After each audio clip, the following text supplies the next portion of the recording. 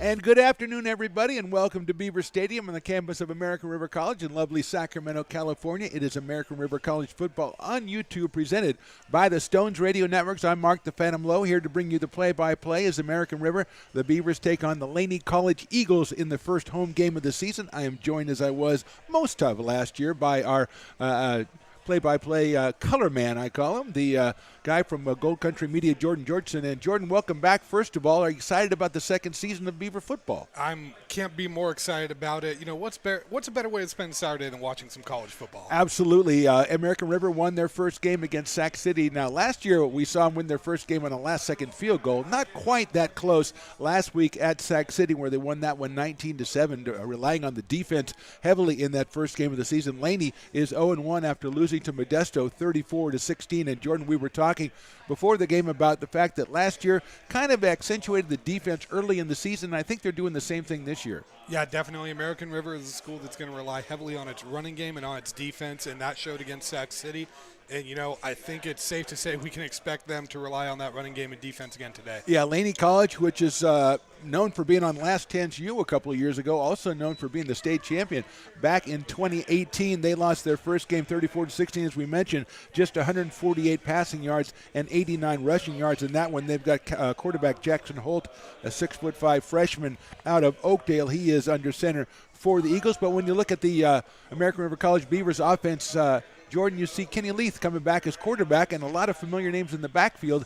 I talked to Coach O a couple of days ago. Very happy to have a sophomore back at the controls with that experience. Yeah, definitely. If we remember last year, Leith was kind of platooning with another quarterback, but he really started earning that spot, and it felt like Leith was the guy that they were putting in when they needed to put the ball in the air, and it felt like he got more comfortable with his legs as the season went on, and that's the type of guy now that season under his belt, he can put the ball in the air and he can run, plus you have the backfield pretty much returning what you had last year. That's impressive. Yeah, I split the time with Matt Carlisle last year. If you remember, Jordan, Matt moves on to a 4-year college, and Coach O very proud of the fact that he had 26 of his players who are playing at the next level from last year's team, and that's one of the things. Of course, he's out here to win football games. He's also out here to develop football players, and he is very proud of the guys he sends off. Even a lot of guys last year who were one and done with him, he's had to replenish the ranks with gray shirts and incoming freshmen. So we're looking forward to a real good one. You mentioned Kenny Leith, 14 of 32 for 117 yards and a touchdown and interception in the first game. Again, was mostly a defensive outing for the American River College Beavers as they held the Panthers to just 7 points, and we'll look for more of that again. And Jordan, I know you've been pouring over the stats and pouring over all the figures and facts, and you've got a couple of keys to the game, so why don't you share them with us now? I do, and it's been keeping me up at night. I know, I can tell the bags under your eyes tell. You know, I'll say the biggest key in this one is convert your third downs. Both teams were below 40% on third down last game. American River 4 of 15 on third, 1 of 3 on fourth, and then Laney 7 of 19 on third down. So biggest key is the team that can keep the other defense on the field on third downs is going to be the team that comes out on top. Then quarterback efficiency. You know, I'm looking at two quarterbacks that put the ball in the air a lot, but both of them complete less than 50% of their passes. You have to be moving the ball through the air as well as on the ground if you want to win. But the biggest one that American River needs to do, time of possession. Against Sac City, they ended up holding the ball for 38 minutes and 54 seconds of that game. If they can replicate that, not even 38-54, but if you can get your time of possession around 35 minutes of this game, you should be the team that comes out on top. Let's look at some of the captains out there for the coin toss right now. The Beavers have two quarterbacks amongst their captains. Kenny Leith, the starter. Quincy Gallen, the backup quarterback, also a captain. Also, the guard Ryan Cheeseman is a captain. The two linebackers, Josh Tremaine and Robert Matalik, they are the captains, as well as the defensive back, Desmond Hatfield Rushton. So 6 captains for the Beavers out there. And we are just about ready to get this one started. And Jordan, last year, the Beavers, kind of a slow start, won the first game, stumbled on a couple of games after that, put it all together, won the conference, and went in and beat Laney at Oakland in the semifinals, and then lost the championship game. So do you think something in Coach O's mind, maybe they got the win last week, maybe kind of extend that role and get maybe a better seeding when the season comes to an end? Yes, definitely, and I know as well as you know, college football, there leaves little room for error, but American River, they're coming into this one ranked, I believe, number 2 in Northern California behind San Mateo. You know, they have a chip on their shoulder. Obviously, San Mateo is that kind of gold standard in Northern California, but the Beavers are knocking on that doorstep. They're a team that's right there, and I expect them to be a team that takes care of business in the early season. Now, you mentioned the fact that Kenny Leith is a veteran quarterback, and they also have a couple of veteran running backs Robert, let's see, it's Deontay Carter, Avant Jacobs, Casey Riley, Joshua Moore, and Ture Hendrick, all guys that we saw last year. And we're going to step away here as we get the national anthem. We're back with the start of this one right after this. You're watching American River College football presented by the Stones Radio Networks.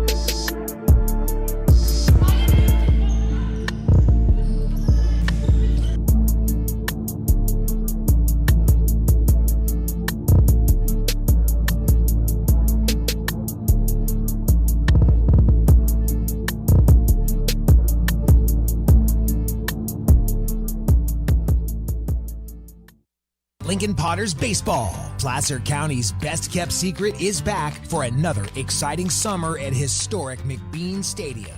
33 action-packed home games loaded with fun for the whole family. Local beer, wine, and eats. Fireworks, giveaways, theme nights, kids zone, and more.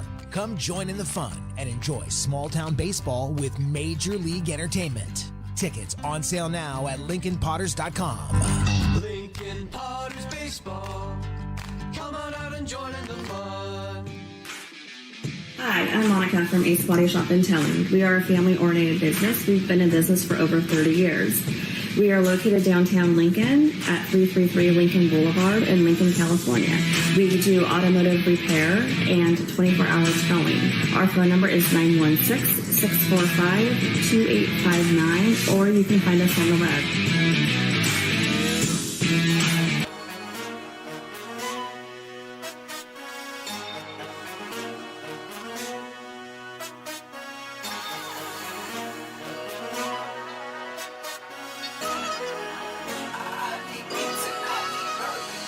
Welcome to another American River College Athletics broadcast brought to you by Stones Radio Networks. Coming to you live from Beaver Stadium on the beautiful campus of American River College in Sacramento, California.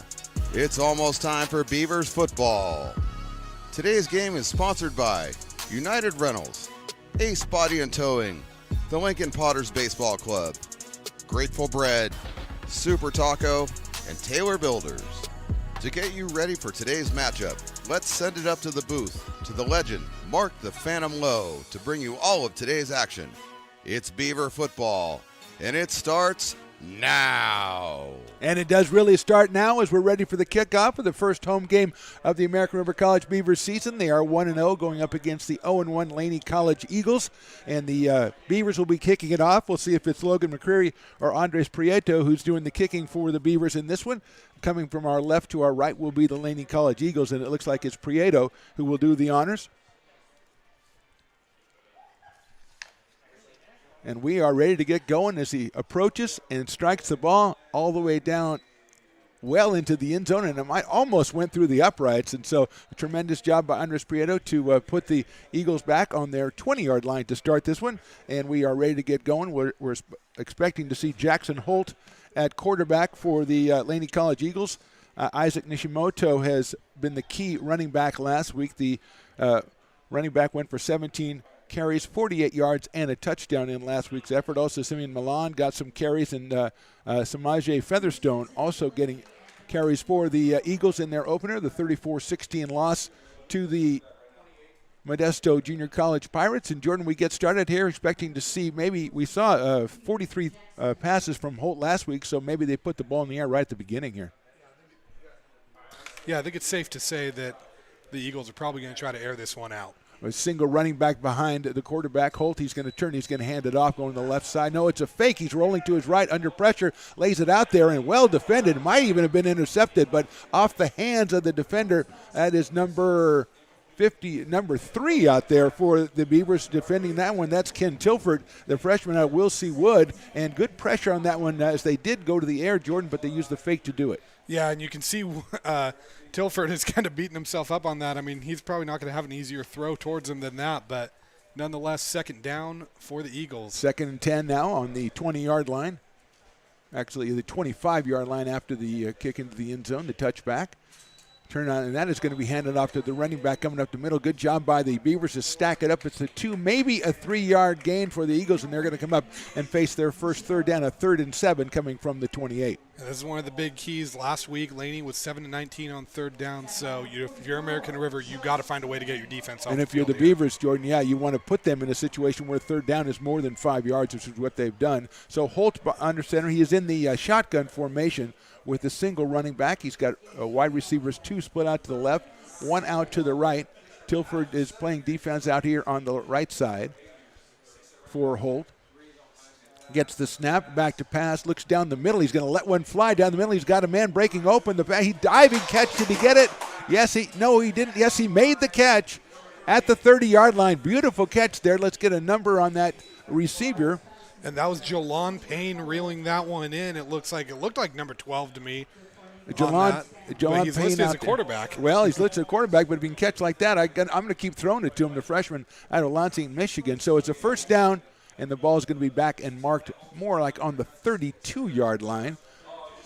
So a 40-yard gain for the Eagles on that. A beautiful pass by Jackson Holt, and he completes it down the middle of the field on a tremendous diving catch by his receiver to set up first down from the 32. 13:40 to go, first quarter in this one. Holt, the single running back behind him. Nishimoto, now he fakes it, goes across. He's got a slant pattern that's open, but well defended by the Beavers. A gain down to the 25-yard line, so Holt with the completion. And it looks like that was number 10 right there, getting that one, Khalid Robinson. Khalid had the one touchdown for the Eagle, or touchdown reception for the Eagles last game. Yeah, Khalid Robinson, the freshman out of James Logan High in Union City on the receiving end of that, picked up looks like about 7 yards. He'll set up a 2nd and 3 on the 25-yard line of the Beavers as Holt is moving his team down the field.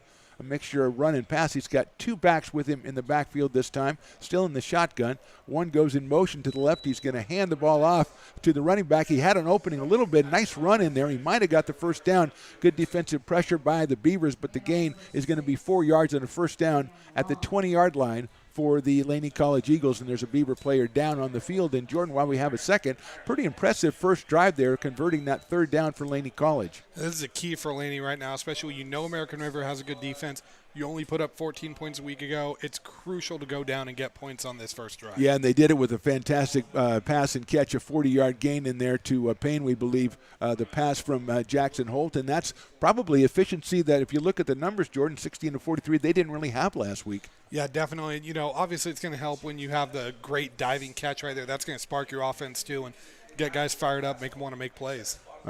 Trying to see what number the player is that's down in the field. He is still down there getting attention. So we have a temporary timeout. We're going to step away for a second while we get this sorted out. We are at 12:51 in the first quarter. The Eagles are driving, but the score 0-0. You're watching American River College football presented by the Stones Radio Networks.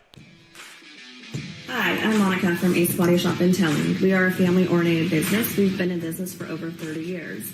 We are located downtown Lincoln at 333 Lincoln Boulevard in Lincoln, California.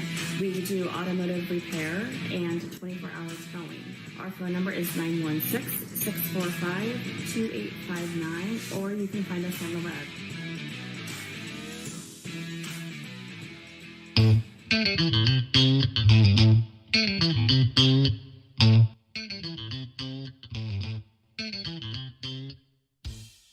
I love baking. I've been doing it my whole life. Grateful Bread was started because I needed the job.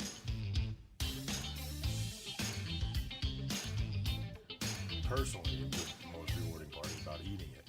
It always used to seem like bread was just an afterthought, and which was always kind of disappointing. But now, as not only people, foodies, and people eating, they're expecting better quality, and people notice it, they can see it.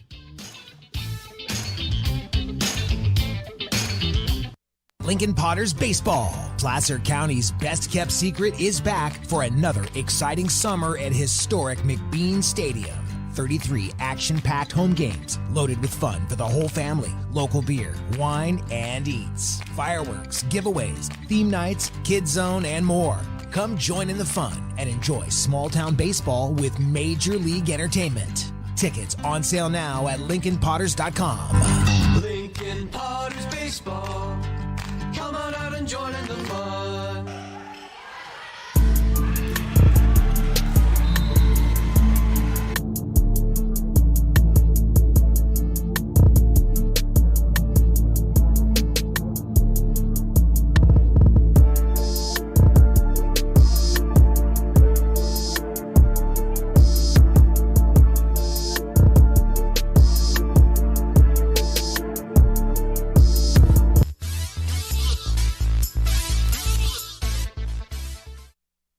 Coming back here, we still have a player down on the field for the Beavers, so waiting for play to commence here. We do have our sideline reporter that we're hoping to get a call for. We're hoping to get a call down to so we can see if he can give us an update of the situation. That is the debut of Mr. Kenny Parker.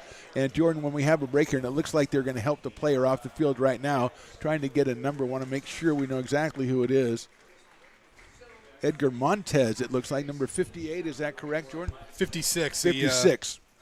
Montez, a freshman out of Sheldon High School in Elk Grove. 6'2", 235. He is being helped off the field.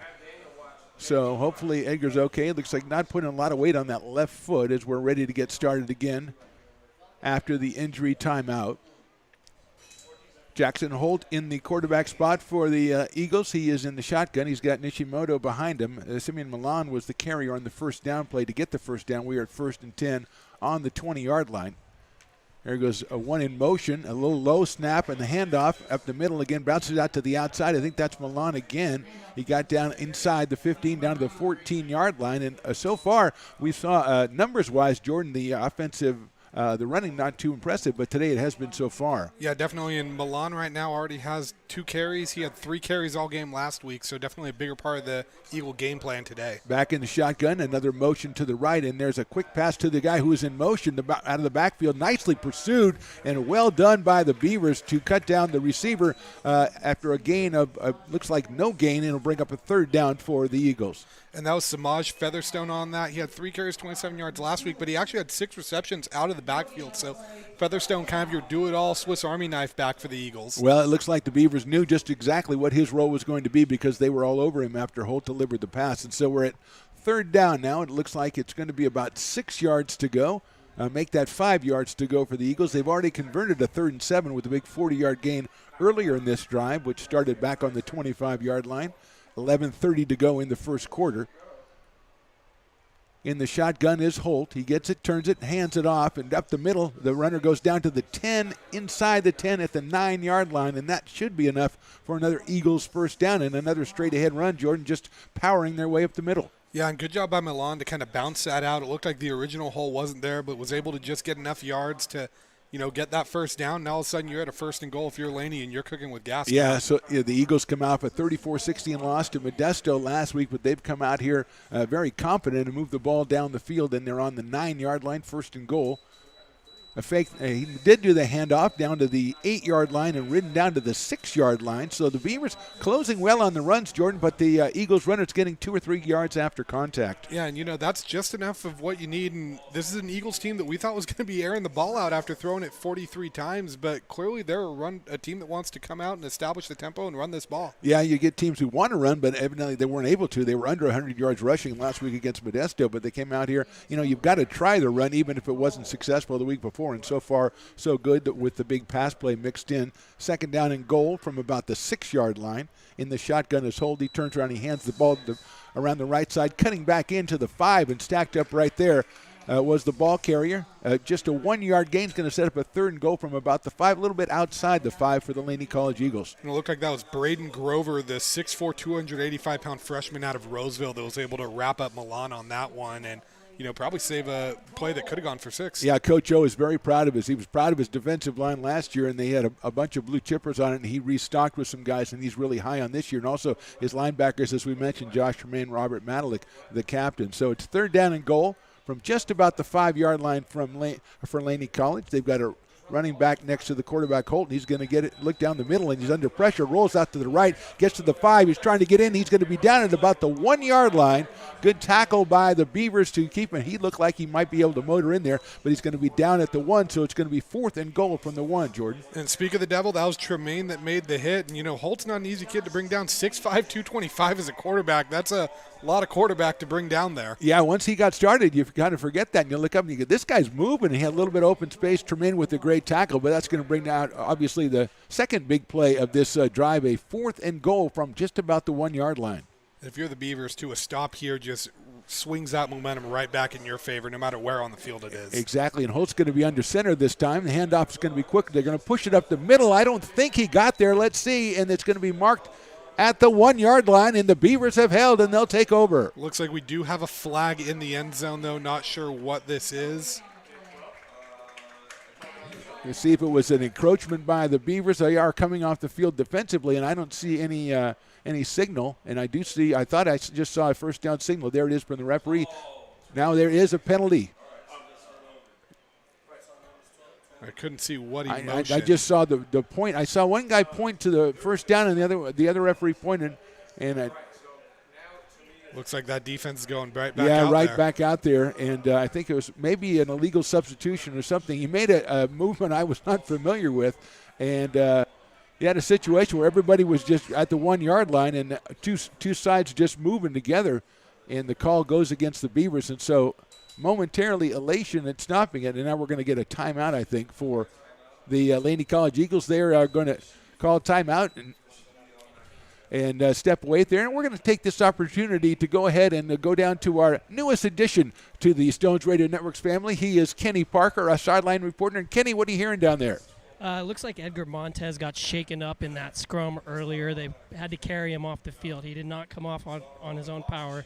And at first it was looking maybe a knee, but it looks actually like it's his ankle, possibly a high ankle sprain, low ankle sprain. I'm not 100% sure, but his ankle is the issue, and it doesn't look like he's going to be going back in. All right, well done, Kenny. Were you close enough to see what that call was on the last play? I know you were doing some injury report, but did you see what the call was? It was a motion I also was not familiar with, but I believe it was a legal substitution. All right, Kenny Parker, thank you very much for checking in with us. We'll check out with you later before the end of the first half. Kenny Parker, our newest addition, and Jordan, I thought he did okay. I thought he did pretty good. I give him like a B+. I was going to give him a B, but a B+ is good too. So we'll go back to him, and he's going to have to improve next time. Well, definitely. If you want to get a 4.0 here. And who doesn't want to get a 4.0 from the Stones Radio Networks? All right, so we're going to go back. I believe it's still 4th down and goal, so it's moved to about the half-yard line. Obviously, both teams just massed up in the middle of the field. And hold under center, and they're going to try to push him across the goal line. Again, it did not look like he got there, but we do get the touchdown signal from the referee on the left side.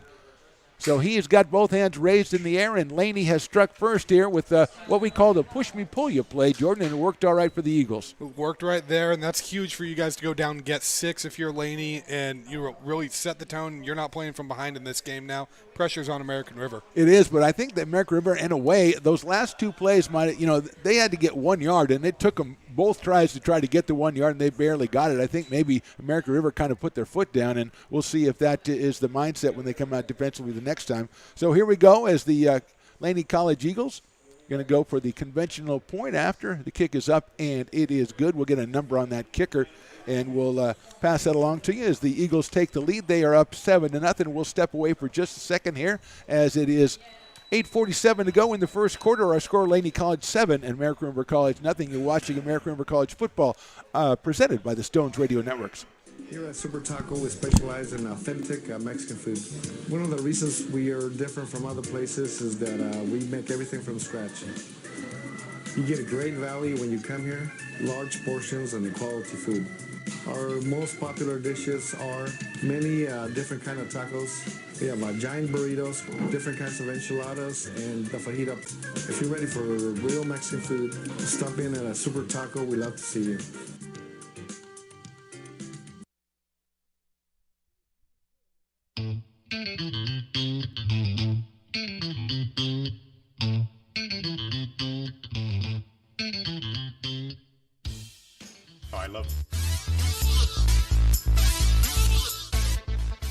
We are back here at Beaver Stadium, We specialize in and we are watching the Beavers get ready to go ahead and receive the kick here. We are different from other places is that we make And everything from scratch. we have our sponsors who want to get in on the kickoff sponsorship right there, and I can't blame them. If that was Super Taco or Grateful Bread, they're so good. I don't care. They can talk whenever they want to. Jordan, you have the kicker who put the extra point through for me, Jordan? Yeah, that's actually Billy Hewitt from the Shropshire Revolution in Shropshire, England. Oh, So, my gosh. Is that what? Are you kidding me? I just made that up. Possibly. They brought him over from England. Here goes the kickoff, and let's see if that's our guy from Shropshire again. It's a nice kick down to about the 5-yard line, picked up by the Beavers down the left side at the 20. Now tries to avoid a couple of tacklers and does, and will be thrown out at 23. I believe that's Robert Freeman, the fourth on that one, the super return guy from last year. He is out of El Cerrito, California, El Cerrito High School, and so it would be the Beavers' first time on offense. Kenny Leith is under center for the Beavers. Yvonne Jacobs behind him. Also, we'll see Joshua Moore. We'll see Tura Hendrick, and we'll see Casey Riley. But we're going to start it off, I think, with Yvonne Jacobs. And it looks like Freeman's lined up in the slot, too, that Swiss Army knife for the Beavers. Jacobs out of Oak Ridge High School, the sophomore, and Leith out of Rockland. 7-0. Laney, 8:41 to go first quarter. Shotgun, Leith is back to pass. He's looking across. He's got a guy breaking open, but the throw is a little too far ahead of him, and it is incomplete at about the 40-yard line. He was looking for Deontay Carter on that one, 6'2 freshman out of Cosumnes Oaks. But, hey, American River taking the air in early, so. Yeah, Carter, also talking to Coach O a couple of days ago, he did signal out Deontay Carter as a guy who's going to make a difference for them. They already have Robert Freeman out there and Jacobs and a couple others, so they have some playmakers. They are down 7-0. It is second down and 10 yards to go on about the 22-yard line. Eagles gave up 34 last week to Modesto. They do have a 7-0 lead. One running back behind Leith. He hands it off to him. A delayed handoff and masked up at about the 23 or 24-yard line. I believe that was Jacobs on the carry. It's going to set up a 3rd and 8. And right away, Jordan, a big third down for the Beavers on offense. Yeah, and like we said, biggest thing right now, you were 4-15 on third down last week. You got to convert this one down here. Otherwise, you're punting the ball back down 7-0. Yeah, because the difference in the game so far is that long pass on 3rd and 7 that was completed by the Eagles down the middle of the field. So let's see if the Beavers can do something similar or just pick up enough for the first down. They've got to go to about the 32-yard line with 8 minutes to go here in the first quarter. In the shotgun, Leith, he goes back, and we got a flag coming up right away. He hits the receiver on the left side and going through the motions. Everybody over here, number 15, that was Brian Shine. That's Michaela Stevenson, number 16, but the flag went up right away. Maybe it was an offsides on Laney. We'll see what the call is, but if it not, that was a pretty impressive throw and catch right there, Jordan. Yeah, big throw and catch, too. He had 43 yards and a touchdown, Stevenson did, for the Beavers last game. So, you think that Coach O wants to get him involved a little bit early here. Yeah, 6'4" out of Cosumnes Oaks College or Cosumnes Oaks High School in Elk Grove, Michaela Stevenson. He makes the catch in a nifty little run where it looked like maybe the Eagles thought there was a play stoppage, and that abated the Beavers. They got their first down, first completion for Kenny Leith, and he is up at about the 47-yard line now. It looks like it was down. Offside call on the Eagles. That should be declined. And it was. So we got 37, Casey Riley in the game, playing in the slot there, and that's a handoff to Jacobs. He darts up the middle, and a nice little run gets him over the 50-yard line to about the 49-yard line. So you're trying to use first down as your setup down, Jordan. You want to get 4 or 5 yards. It looks like the Beavers did just that. Yeah, and Yvonne Jacobs is the guy to do it. I mean, 14 carries, 51 yards. He was kind of your workhorse, if you could say American River had one last week. Yeah, 14 carries. He had a couple of receptions as well, so he was on the receiving end of a couple of passes. He's right behind Kenny Leith now.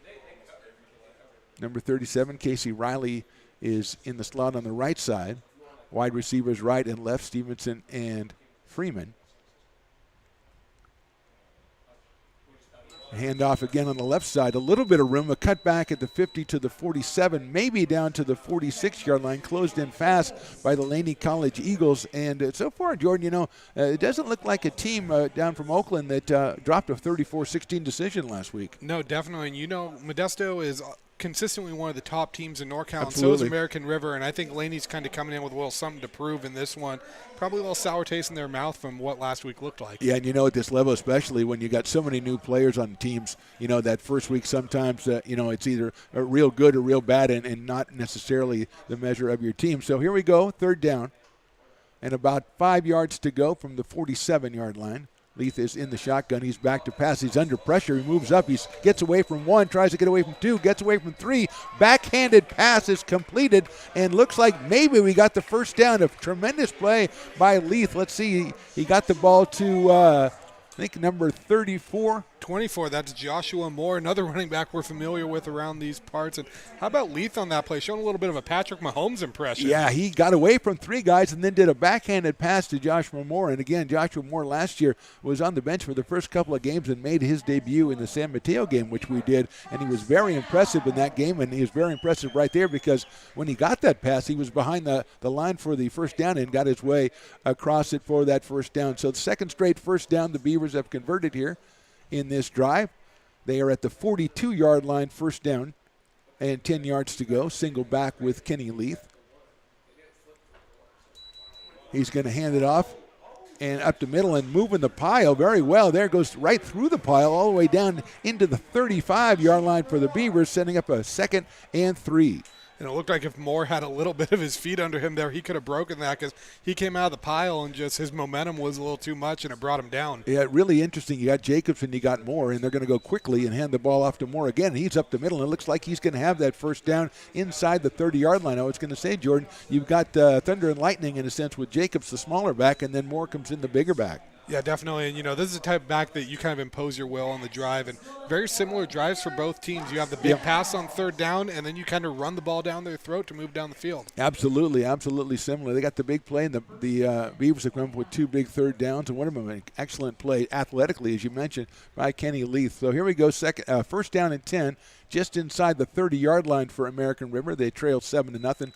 4:30 to go. Leith back to pass. He has time. Now he moves out of the pocket, rolls right. He's going to try to hit a guy on the sidelines, and it's knocked away by Laney College. So it looked like he had an idea on that one, Jordan, and the guy wasn't open. He had to kind of improvise. Yeah, and it looked like that was Eric Moody who kind of, I guess you can credit with the pass breakup on that, but good pressure by Laney there and a good way to kind of get your feet under you, and now you're staring at the Beavers with 2nd and 10. The one thing I did like about Leith on that one, he kind of set up. He did allow time to see if his receiver broke. He didn't leave the pocket early. He did leave the pocket after a while and really didn't pick up. He picked up a guy on the sideline, but he was well defended. So that'll bring up 2nd down now, just inside the 30-yard line.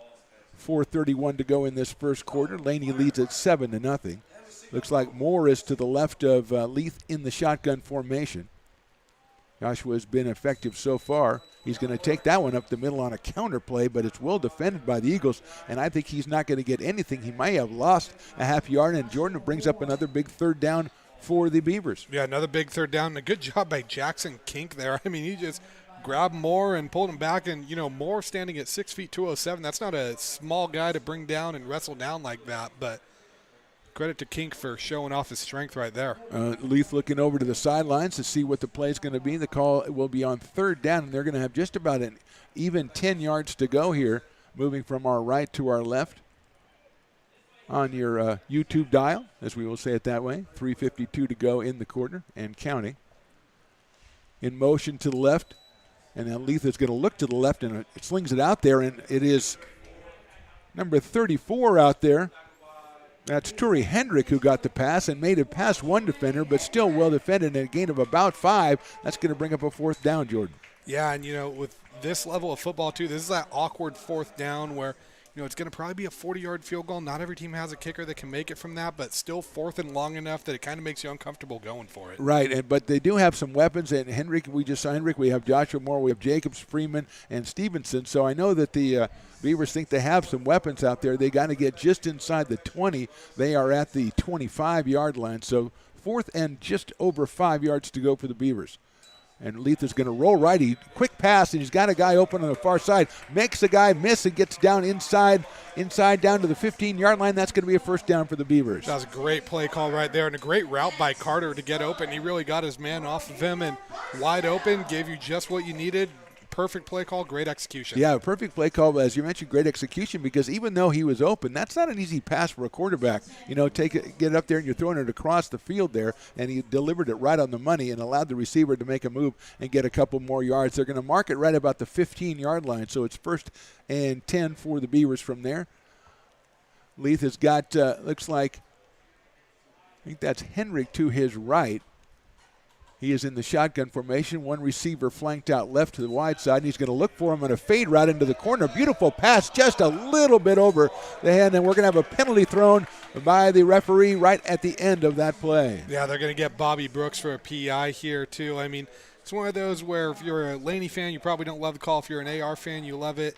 Brooks didn't turn the head, but, you know, there was a little bit of hand fighting that was going on both ways. Yeah, with the pass was well laid out there by Leith, just a little over the head of the receiver who got one hand on it, but we are going to have the penalty, so the Beavers are going to benefit from that.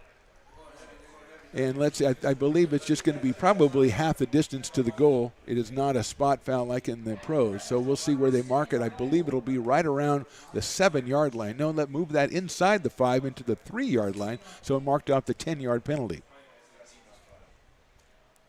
And now it looks like it's going to be more back in the backfield for the Beaver. Oh, no, we got a couple backs. We have everybody on the roster in the backfield behind Leith, who's going to take this one from under center.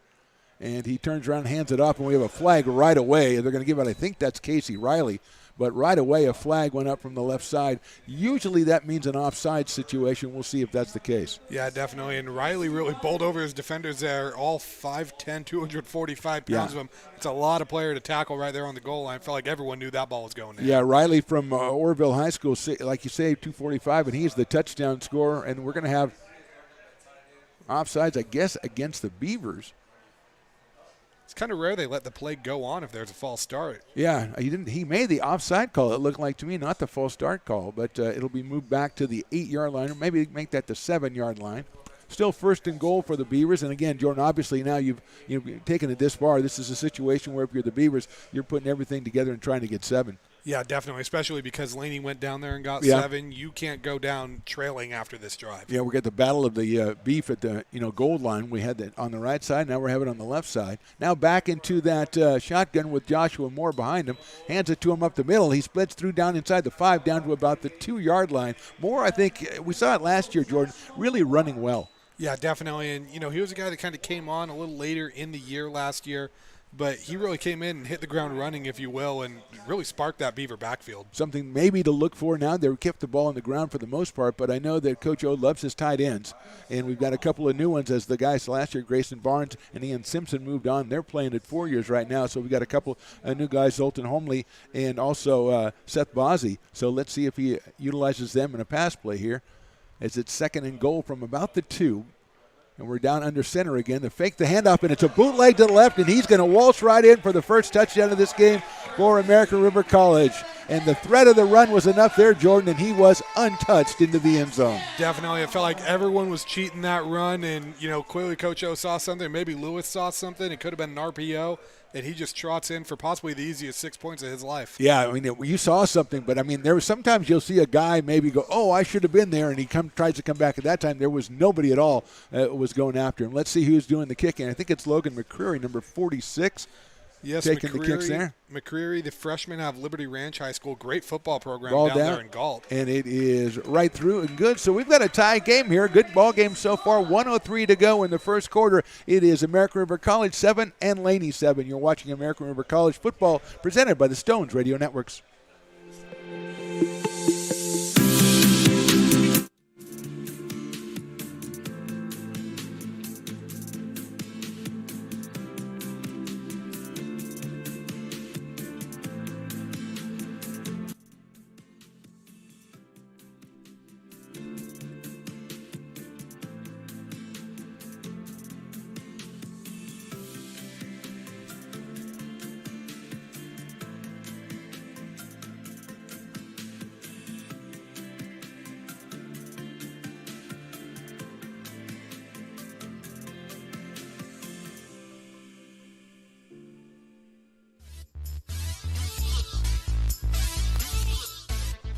Back out here to Beaver Stadium, Mark the Phantom Low along with Jordan Georgeson and our engineer, Mr. Stones McCoy of Stones Radio Networks. 1-3 to go in the first quarter. Been a very interesting first quarter, action-packed first quarter, Jordan, and both teams were tied at 7 right now. Both teams with drives and mixed the pass and mixed the run and kind of used everything. You got to be happy with those first drives. If you're both offensive coordinators and if you're both defensive coordinators, you're kind of pulling your hair out right now. Here we go. I think that, let's see if it's Andres Prieto again. A big kick down there, and that's going to be into the end zone, another touchback. So that is a weapon that you want to have. You see it sometimes on the high school level. You see it a little more at community college, Jordan. You want to pin that team back. You don't want to give them a chance to return that, and Prieto's done it twice now. Yeah, and Laney College, too, they went 75 yards down the field on that first drive, but if you're the DC, you're probably sitting there thinking you're not going 75 yards down the field every time you have the ball, so that touchback is a huge weapon. Yeah, and then, at 75 yards, about 40 of them on that one pass play, which was a brilliant play by the Eagles, but the Beavers hoping that does not repeat itself. As here comes Jackson Holt back out here to run the offense for the Eagles. They scored, as Jordan mentioned, on a 75-yard drive to open this game, and the Beavers have just answered. Looks like that's Milan in the backfield. So that is Simeon Milan.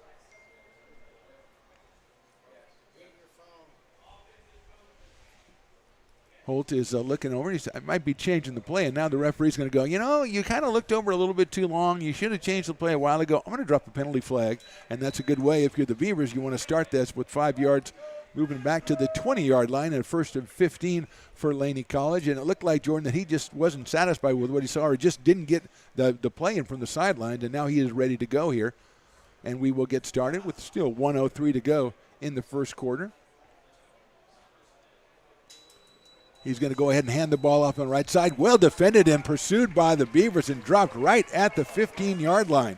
So tremendous play by American River College to get knife in there and get Milan on that one to a loss of 5. Going to send up 2nd and 20. Looks like that was Cole Gustafson that penetrated the backfield, and then Tremaine came in for the cleanup. So great job by that duo.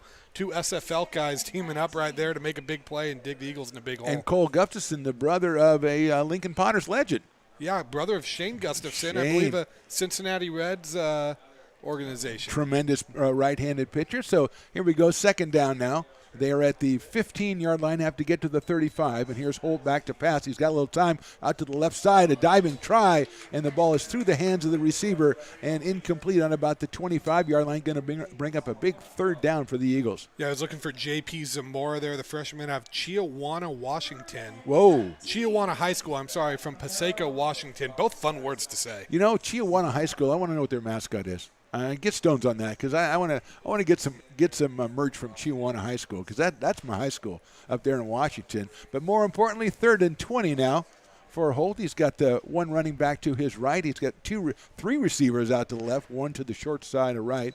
He's going to look to the left to one of the 3, try to hit it in there, but well defended. It's completed for a gain of about 4 yards, and there were 3 Beavers right on the spot. They force a big punt right here, Jordan, as the first quarter is going to be running out. Yeah, that's a great job by the Beavers right there. You got Laney behind the sticks right away. Tremaine with 2 big plays on that drive. He's still feeling the love. 16 tackles on opening day, and he's picked up right where he left off. Okay, there we go. That's the end of the first quarter. I've noticed it. I don't think anybody else has. Oh, now they all have. Okay, so they're Johnny-come-latelys. That's the end of the first quarter. The score, American River College 7 and Laney 7. We'll step away and come back with that second quarter coming right up. You're watching ARC Football presented by the Stones Radio Networks.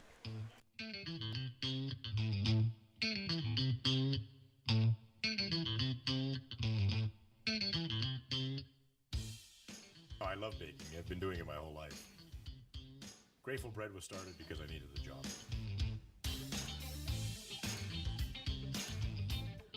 Personally, the most rewarding part is about eating it. It always used to seem like bread was just an afterthought, and which was always kind of disappointing. But now, as not only foodies and people eating, they're expecting better quality, and people notice it, they can see it.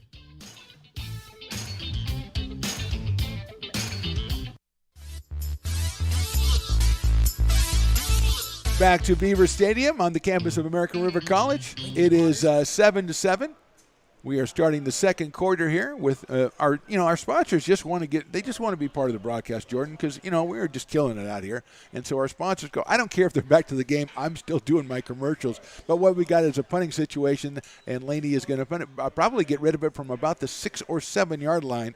The receiver back on the 45 for American River College. See if that's Robert Freeman back there. We also had a couple other guys with punts.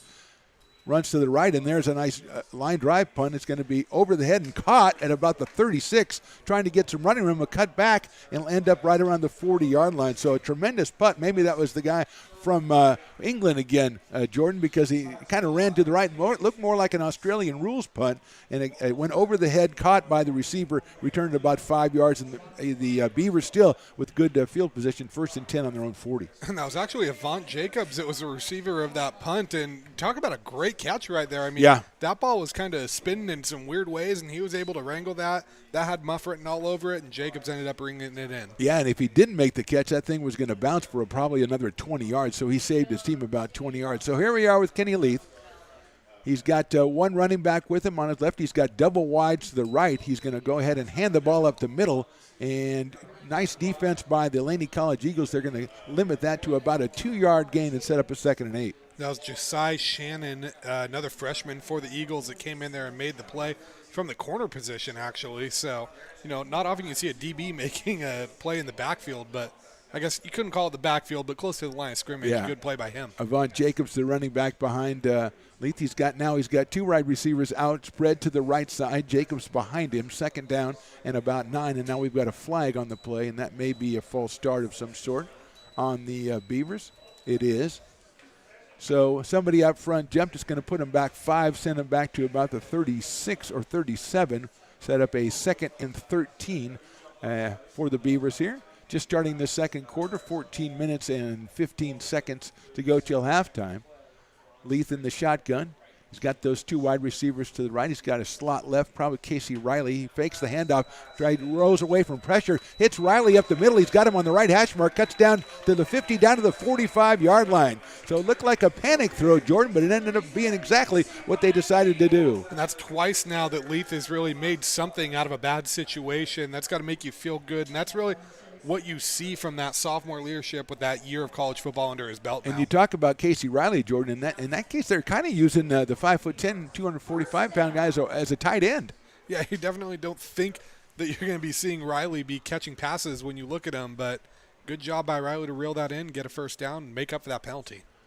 1st down on the 45 now. Jacobs behind Leith. He's going to fake it to Avant. He's gone back. He's looking down the middle. Now he's under pressure. He lets it go at the last minute and barely is not intercepted. He had a guy in the middle of the field, but his arm might have been hit or he was hurried. The throw was a little short, and the Laney College defender almost picked that one off. Yeah, that was Trenton Johnson that almost ended up with a pick, and it looked like Laney just timed the hit with the throw perfectly, and he was looking for Freeman there, but throw ends up falling short and almost a disaster for the Beavers. Yeah, Laney, good job by them to do that because you say looking for Freeman, and he was open in the middle of the field. So 2nd down, still 10 yards to go on the 45-yard line. 7-7 our score here from Beaver Stadium. Second game of the season for these 2 teams. Beavers looking for their 2nd win. Eagles for their 1st. There's a handoff inside, cut it back up the middle. It's going to get just a couple of yards, though, and it's going to bring up a 3rd down and 8 yards to go. A little bit of altercation back in the backfield. We do have a penalty on the 35-yard line as the wide receiver and the defensive back came together, so let's see what the call is on that one, and that's a big call on this drive. Against the Beavers, will send them way back, and if it's against the Eagles, that could be a 1st down. Let's see. And I think they're going to get Stevenson here. It looks like he was kind of the aggressor in that situation. It is going to go against the Beavers. Look like a personal foul call against the Beavers. So that's going to send it back 15 yards and put a crimp in this drive. As Stevenson trying to cut across the middle, ran into an obstruction out there, and they got tangled up, and Stevenson gets flagged for the call. It'll move it back to about the 41-yard line. Penalties were a problem for the American River last week. 8 penalties, 104 yards. So if you're ARC, you want to try to limit those, and they've been costly so far this game. 15 yards there. The penalty that gave Laney the touchdown and cost you a turnover on downs early, too. They're going to have to this is going to be 19 yards to go here. And now we're going to get a timeout from the Beavers. They're going to talk this one over. So we'll step away for just a second. 13:02 to go until halftime. Laney College 7, American River College 7. You're watching RSA Football presented by the Stones Radio Networks.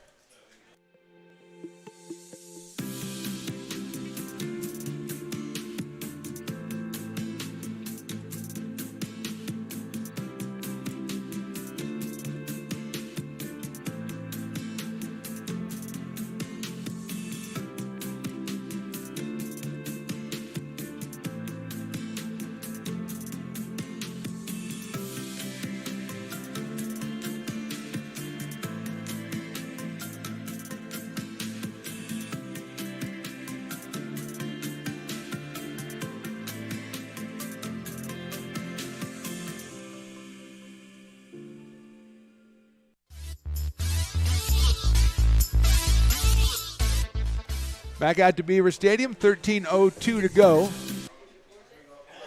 Beavers have a big 19 yards to make up after the penalty. I think that's a 24 yards to make up after the penalty. Leads back to pass. Got time looking down the field. Now he's got to try to escape. He throws the ball's blocked and almost intercepted by the Laney College Eagles. So Laney College coming up big with that one, and they are going to force a fourth down for the Beavers. And while we have a minute, let's go down to our sideline reporter, Kenny Parker, who's got an update for us. Kenny? Yeah, just sitting here near Edgar Montez. It just doesn't look like he's going to be coming back in the game anytime soon. They got his leg wrapped up and his pads off. So I think his day is officially done.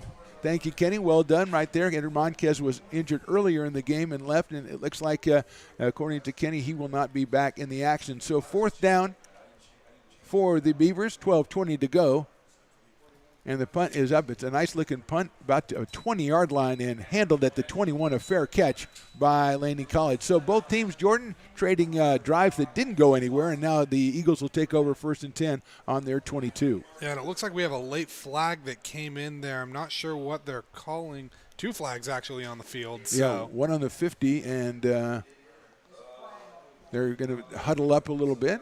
And we'll see what happens. Beavers had fourth down and about 25 yards to go, so that was not going to be a penalty that's going to give them a first down, you would think, and they have got the defense on the field. No, I think any penalty would be on the play, but I don't know if they're going to say that one of the gunners ran into Robinson on that, but it looked like he was blocked into him. Looks like it's a chop block on the no, it's going to be on the return team. He signaled first toward the Beavers, but now signaling toward the Eagles.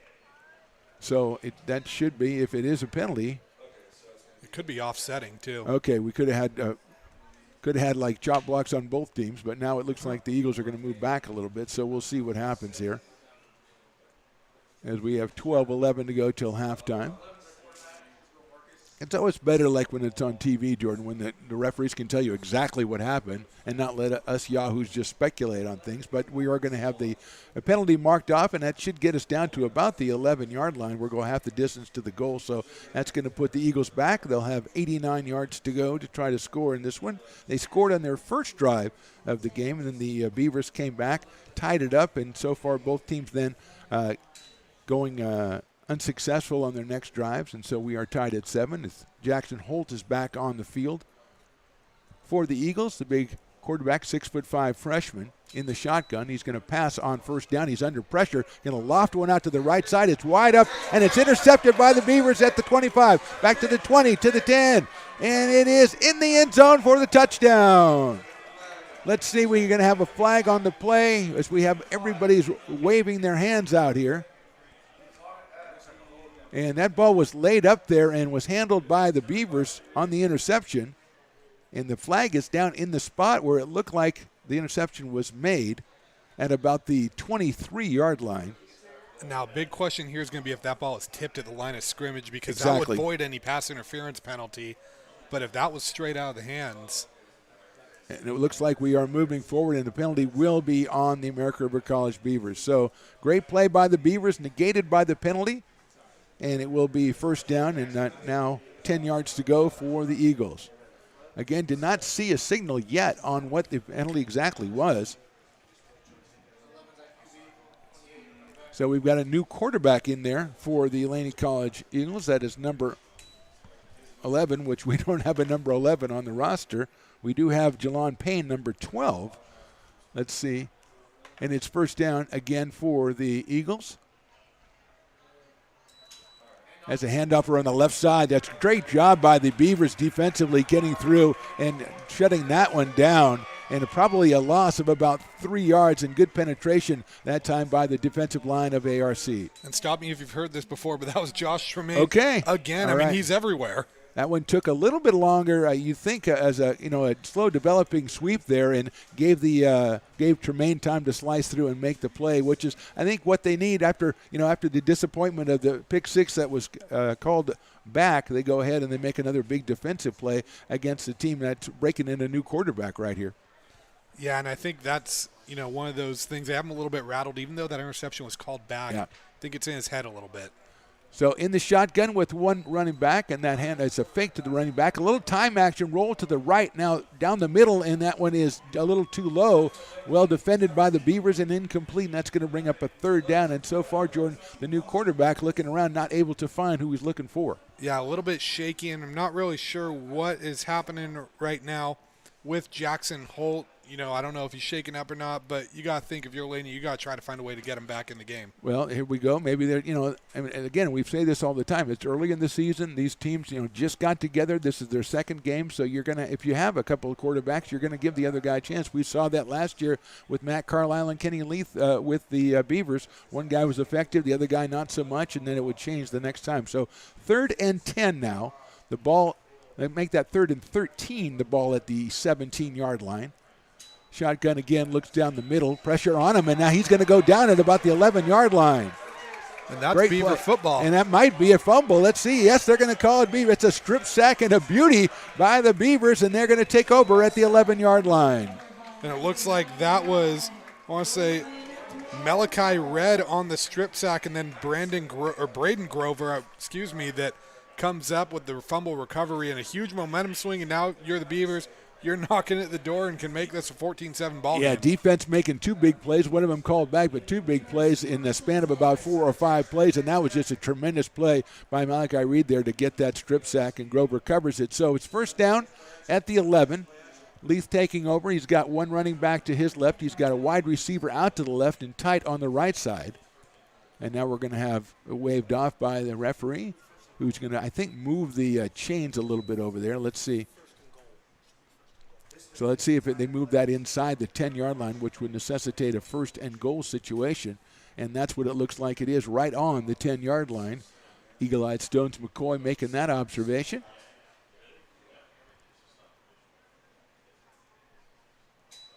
That is a handoff around the right side. And at the 10, the 9 through is Jacobs, gets to the 5. He makes a dive for the end zone. I think he stepped out of bounds at about the 5-yard line, though, setting up a 2nd and goal, Jordan. Yeah, I think he stepped out of bounds. And, I really thought that Leith was going to throw that because he kept looking over to Thorne Charles on that one-on-one matchup during the pre-snap. So I thought for sure he's throwing a jump ball up there. Fooled everyone, gives it to Jacobs, and almost had 6 if he doesn't step out. And I was noticing that if he faked it to Jacobs and rolled around the left side, that bootleg was open for him again, and you wouldn't think that would be available to him so soon. So it's 2nd and goal from the 5. The offense looking toward the sidelines to get their next instructions.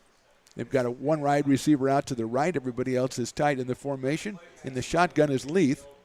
He turns around. He hands it off up the middle. Got it at the 5, down to the 3, down to the 2, down to the goal line. Let's see. They did the push play, and everybody's signaling a touchdown, but those are only the Beavers, and let's see if there's a referee, and there we go. From the right side, touchdown, American River College, and they take a 13-7 lead. I believe Jacobs was the carrier on that one. Looks like it was actually more that was a carrier. Oh, very but good. What I want to talk about, how about Casey Riley going in there as a fullback and paving the way for Moore right there? You got Moore already, like you say. He's a strong guy, Moore, and then you put Riley in behind him, and that's getting a lot of thrust right there, and that's your touchdown. It's Josh Moore from Del Oro, so it's 13-7.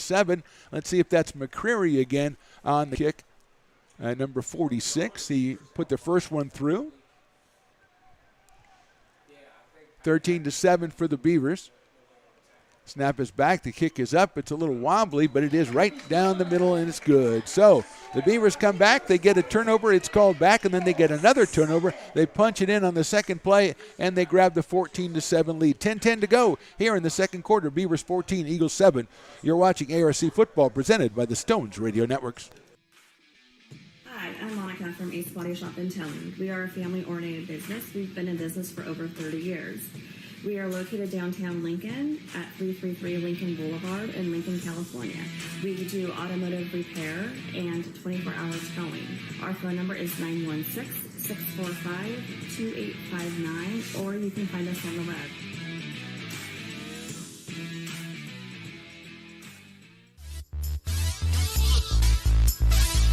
Welcome back to Beaver Stadium in Jordan. It's our first game of the season, 10-10 to go till halftime, but 14-7 Beavers. We've seen some pretty good football out here. Yeah, Beavers look good. I mean, outside of that first, defensive drive where really it was a big play that kind of swung the momentum for Laney, I feel like American River has looked like a better team on both sides of the ball today. Yeah, we saw Jackson Holt at quarterback for the Eagles the first couple of series, and then we have what we thought is number 11. We don't have a number 11 on our roster. I said number 12 is Jalen Payne, but that doesn't mean that's the right guy. So we will still we'll send Kenny on it and make sure to see if our sideline guy can track that down. But right now we're going to have Prieto with the kickoff out of Placer High in Auburn.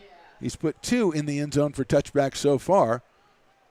This time going the other way, and that was a little line drive. It's going to bounce at about the 12, picked up with the 5 by Laney. They run it up the right side, get by the first guy, and they're going to get it right out to the 25-yard line. And we have another penalty coming in for some downfield antics here between the Beavers, one of the Beavers and one of the Eagles on the special teams. Let's see where way that goes. And Jordan, we saw that earlier on the Beavers. They got the penalty on Stevenson, and that's not something you want to keep doing if you're the Beavers. No, it's not. Although this flag, if that's for the same thing, I think they got to give American River a little bit of the benefit of the doubt there. It didn't seem like there was anything egregious after the whistle. It was just 2 guys going hard, and they were kind of breaking up as the whistle went. And it looks like you're right. It looks like they got the essence of what you were saying because they called it on both teams. I'm starting to think they're listening. Yeah, to me. well, maybe they should be. Yeah, it's Stones Radio Networks. You check us out on the YouTube. You find out a lot of stuff. So it's at the 30-yard line. First down for the Eagles, and we'll see. Now it looks like we're going to have a kickoff again, as the offsetting penalties will necessitate that, it looks like. As at least that's what the Eagles think, because they're set up. The Beavers are like, we don't really feel like kicking it off again. I think we did it well the first time. Well, it's a bold strategy if you're going out there with no kickoff team. It's a strange thing. If you have a penalty on the kickoff and it's on both teams, you just go ahead and let them have it where it is, and you keep playing. But no, that's not the way they're going to do it. They're going to say, let's go out there and try it again. And that was, as we said, for Prieto, a much different-looking kick than he did the first couple of times. He put his foot into it when he put it from our right to our left, this time left to right. So let's see if this changes the outcome much, as the Eagles had that one back to about the 30-yard line. I'm going to get one to re-kick it because, you want to put him back a little deeper. Looks like it's Robinson and Featherstone back deep to return for Laney. Okay, Robinson, the wide receiver. Featherstone, the running back / wide receiver. He gets carries and he gets receptions. And so here we go. 10:05 to go here in the first half. Beavers lead at 14-7, and here's Prieto approaching at the 35. That one is a lot higher, but still going to be a little bit short, handled at about the 2-yard line by the Eagles, and good penetration by the special teams of the Beavers, and they get down there and they'll drop him right about the 16. So, Jordan, it wasn't all the way through the end zone, but he got enough air underneath it that he allowed his special teams to really get on it. Yeah, and that's a 14-yard swing right there, so you got to be happy with that if you're American River, and that's why you go with the re-kick right there. And also, it's like the spirit of what American River, the Beavers did on defense last time, was they were just going after it last time. And that's exactly what, there were a couple of guys got a good shot at that running back or the returner on that one. And I think that just kind of keeps the Beavers kind of up on defense, and they really are smelling blood in the water. So here we are. I think we have the new quarterback again, and he turns around and he's going to hand it off. Good penetration by the Beavers. He gets away from one, gets away from two, still going, and he gets the ball out past the 16 to the 17-yard line. So it is Jackson Holt back at quarterback. A good run there to get about 3 or 4 yards for the Eagles, and that'll bring up a second down. And if you're Laney, I feel like getting points on this drive is crucial after how the last couple have gone for you. Yeah, you have Holt back at quarterback. You have a good run right there, even though he only got about 2 yards. So it's second and about 8 from the 17. Handoff up the middle on that one, and gets through to the 20 to 21, and maybe move that one out near the 23 or 24-yard line. The pile just keeps moving for the Eagles, and they'll set up a third down and about 3 yards to go. It looks like that was Milan again, so really clear that Laney wants him to be a big part of this game plan. They want him to really be the one kind of pounding this American River defensive front. Yeah, we've seen Milan. He's been impressive on a couple of runs so far in this first half, so he has got it up to about a third, and let's make that 2 yards to go. They have to get just over the 26-yard line. Holt turns around. He's going to hand it off. They got a little bit of room and closed up quickly by the Beavers. He did not get the first down. I don't know that he got back to the 25, and now decision time, Jordan, for Laney. That was Grover that led the charge defensively. If you're Laney, I think you got to punt this ball away the way American River's moving now, but disappointing to go 3 and out right there on a drive where you really needed at least 3 to kind of reestablish your offense a little bit. And I think if I'm Laney, the way I'm looking at it, you're going to need to pass the ball because the American River run defense has really been bolstered since that first drive, as we talked about. You know, with that strip sack they got just a couple of minutes ago, they really are feeling themselves. And so maybe you're going to have to put the ball up in the air and vary your offensive attack if you're the Eagles. But here's the Eagles back in punt formation.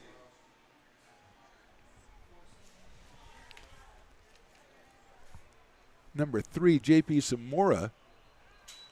And then we've got it called to a halt here as well. We got a lot of trouble getting things going here today on all fronts. You know, I think they think that the staff here is paid by the hour. They want everyone to make sure that they're getting their money's worth. You know, this is going too fast. Let's get a penalty here and push it back a little bit. 8 minutes to go in the first half. And now inside his 5. Yeah, that one has popped up. That's kind of a little shank over there. It's going to be up, and it gets a pretty good roll, but it's going to still be on the Beaver side. It's going to be, let's see where it's marked. About on the 40-yard line, it looks like. Let's see that one. One of those ones that went out of bounds, Jordan, and you couldn't really tell where it crossed the line. Yeah, you couldn't really, but I'll say this, you know, as a former football player with a short-lived career that played a lot on special teams, that was my worst nightmare on punt return because I was mortified of a ball just coming down and hitting me as I'm trying to make a block, and then I'm the guy that cost my team a turnover. Georgeson, what are you doing out there? 1st and 10 on the 40 for the Beavers. Leith with Jacobs behind him. He stands at the 45, turns around, fakes the handoff. Now he's got to move out. That's great penetration by the Eagles. They're going to get the sack as they keep riding Leith past the 50, but the sack is probably going to be called right about the 46-yard line. So big play by the Eagles, a loss of 6. And that was Big J. Henry, the 6'3", 280-pound lineman out of Oviedo, Florida, introducing himself to Leith right there. And it wasn't a very nice introduction. No, you'd think this, first down, you got momentum, you're going to go ahead and do the play action fake. You think it's a pretty good call, but he looked up and there was Big J, as you call him. He was right there ready for him, so sets up a 2nd and about 16 from the 46-yard line. Leith back in the shotgun.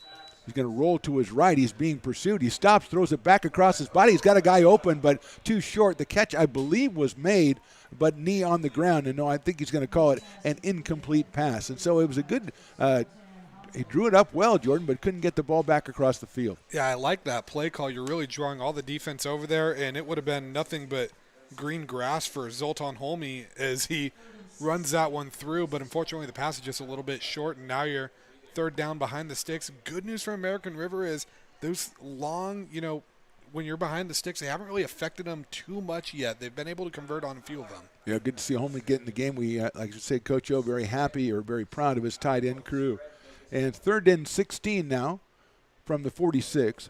Got to get down to the 30-yard line. Time to throw, and he's got a guy crossing in. It's underneath route, and I think the ball was dropped at about the 33-yard line after contact was made. And good defenses stand right there by Laney College. They're going to force the punt of the Beavers. And a great play there by Deshaun Young. And then once again, that was Jay Henry providing the pressure. And I don't think Leith saw him, but I think he definitely heard him coming in on him.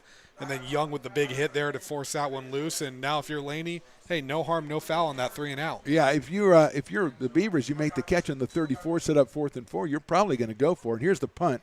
That's a short punt, It's going to balloon up to about the 18-yard line, and it's fair caught by Laney right there. So trading possessions, and Laney comes out at about the 18, which is about where they started last time. So as you say, no harm, no foul. 6:42 to go here in the first half. And Jordan, we've seen a couple of good series now in a row from the Beavers. So obviously Laney's got to go ahead and get a first down or two and get back on the footing they had when they started the game. Yeah, and if I'm Laney, especially with Holt back in the game, I might try to take a stab downfield, maybe even on first down here. Really try to flip that field position, because right now if we're going to play this chess game and you're starting inside your own 20-yard line every time you get possession, you're not going to be able to do too much. Yeah. Yeah, we've seen Khalid Robinson who made a catch. Alex Baldry with 3 catches in the last game for the Eagles. He has not got a ball yet, and here's Jackson Holt on first down at the 18. He's going to go back to pass. He's going to let that one fly. Good coverage on the corner there, and the ball is going to be, let's see if the catch is made. I thought he was out of bounds, and the referee's going to say the catch. I still can't. It looked like he was out of bounds. Everybody's signaling catch, but we're going to get a no catch, and the ball is going to come back. So great defense that time, Jordan, on the sideline. Yeah, definitely. And, they took that stab down the field, like I said. Yeah. They had the man there. They had the matchup they liked with J.P. Zamora, but just couldn't get those feet in bounds. Okay, let's check out with our sideline guy, Kenny Parker. What's up, Kenny? Yeah, just being a fly on the wall down here, guys. The defensive coaches were really animated after that first series, really getting into the players. Constructive criticism, but, missing assignments, mental errors. The defense seems to have really rallied, and the coaches are fired up. And when the coaches left, the defense is fired up, talking to each other, communicating well. Pretty happy with how they're playing at the moment and the adjustments they've made. Great stuff, Kenny. Thank you. We'll come back to you later. Handoff, and there's a little bit of room down there, a gain of about 4 or 5 yards for the Eagles. That's going to set up the third down. But Kenny just talked about basically what we thought, I think, Jordan, is that first drive kind of unnerved the Beavers' defense, and they've really kind of righted the ship. Yeah, definitely. They just need to settle down a little bit. Home opener, obviously you're going to have some butterflies. It looks like we do have a flag down there. We'll see who this one's on. A lot of late flags in this one. So the play initially was about a 4 or 5 yard gain on the run. But let's see what the call is. And it looks like they're marching it back against the Eagles. So it will be a penalty against Laney College. If you're Laney right now, you're already struggling moving the ball, and getting yourself in these second, third, and long situations is not doing your offense any favors. You're right. You said that, Jordan. Going on first down, kind of something different in the playbook there. Maybe take American River by surprise. Now you're pushed back, and you kind of almost have to go. 2 receivers out to the left. We have a man in motion to the left. The throw is coming to the left, and it's blocked at the point of attack right there. A tremendous play and knocked out of the end zone by the Beavers in another situation, Jordan, where the penetration from the DL was right there. Yeah, penetration got in there right away, and that was Diallo Washington, another Folsom product. I don't know if he meant to bat that ball down like that, but, hey, a happy play for the Beavers, and it kind of made you wonder, was that a backwards pass and a fumble? But ball was clearly going forward. Yeah, and you had the guys, like we said, we had receivers split out to left, and then they sent a guy in motion to left, so you kind of knew where the ball was going, and that's exactly where it was headed, but a great play. And 3rd and 19 now. From the 9-yard line for the Eagles. They have 3 out to the left again. And here is Holt. He's looking. He's going to step up. He's looking to the right. He lets one fly down the middle. And let's see if the catch was made. Let's see if it was caught. I believe the catch is made, but that is going to be about 3 yards short of the first down. The catch, a diving catch at the 25, sets up a 4th and 3. Yeah, and that was Robinson. And it's a tough situation. You thought he was probably going to be getting some run after catch on that, but has to dive for it. Now you have to punt away again. Got to be frustrating if you're an Eagle right there. Yeah, big play by the Beavers defense, but a good completion by the Laney College Eagles, even though a little bit short of the first down. So here we go. It is 5:28 to go. The punt is up. It's a good kick. It's going to come down to about the 40-yard line. It's caught at the 42 by the Beavers, and they will start off right there, 1st and 10 from their 42-yard line. Beavers leading this one 14-7. The Eagles scored first, going all the way in the first quarter, a 75-yard drive. The Beavers came back, tied the score at 7, then a big defensive turnover inside the 10, and they punched it in with Joshua Moore. The first touchdown was Kenny Leith on the bootleg down about a 3-yard run down here to our left. It's first down at the 42. We got double stacked to the right for the Beavers. one running back with Kenny Leith. And Riley looks like he is going in motion to set up on the right side now. And there's a quick pass out here. And we have a one-on-one situation that's complete, and it's going to get about 4 yards out here. So it was a quick pass out on the right side to number 6. That's Cameron Sampson, freshman at Capital Christian. First time we're calling his name, and good little play there. Really set the tone for the drive, and, like you say, it sets up now what you're doing next. Yeah, Sampson, a freshman who's got Coach O's eye. Coach O's eye, he mentioned him in the call the other day.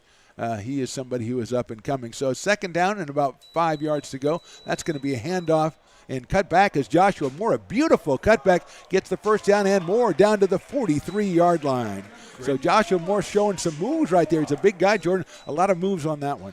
Great job by Moore making something out of nothing. It looked like it was going to be stuffed for a loss. He makes one cut. Quick play now, the handoff right away. We're going to have a penalty on the play. We're going to have a false start on the Beavers. They were trying to get it in there before the Eagles got the players off the field, but it turned out and bit the Beavers in the back there, and they're going to have 1st and 15. So they got more, Jordan, with the good run, and then I think they tried to hurry things up a little bit too much. Yeah, they tried to get Laney's defense on their heels, but the problem is early in the season, sometimes there's some confusion on the offense, and that's where those penalties are going to hurt you. And now we have a 1st and 15 from the 48-yard line of the Eagles. We have 4:45 to go in the first half.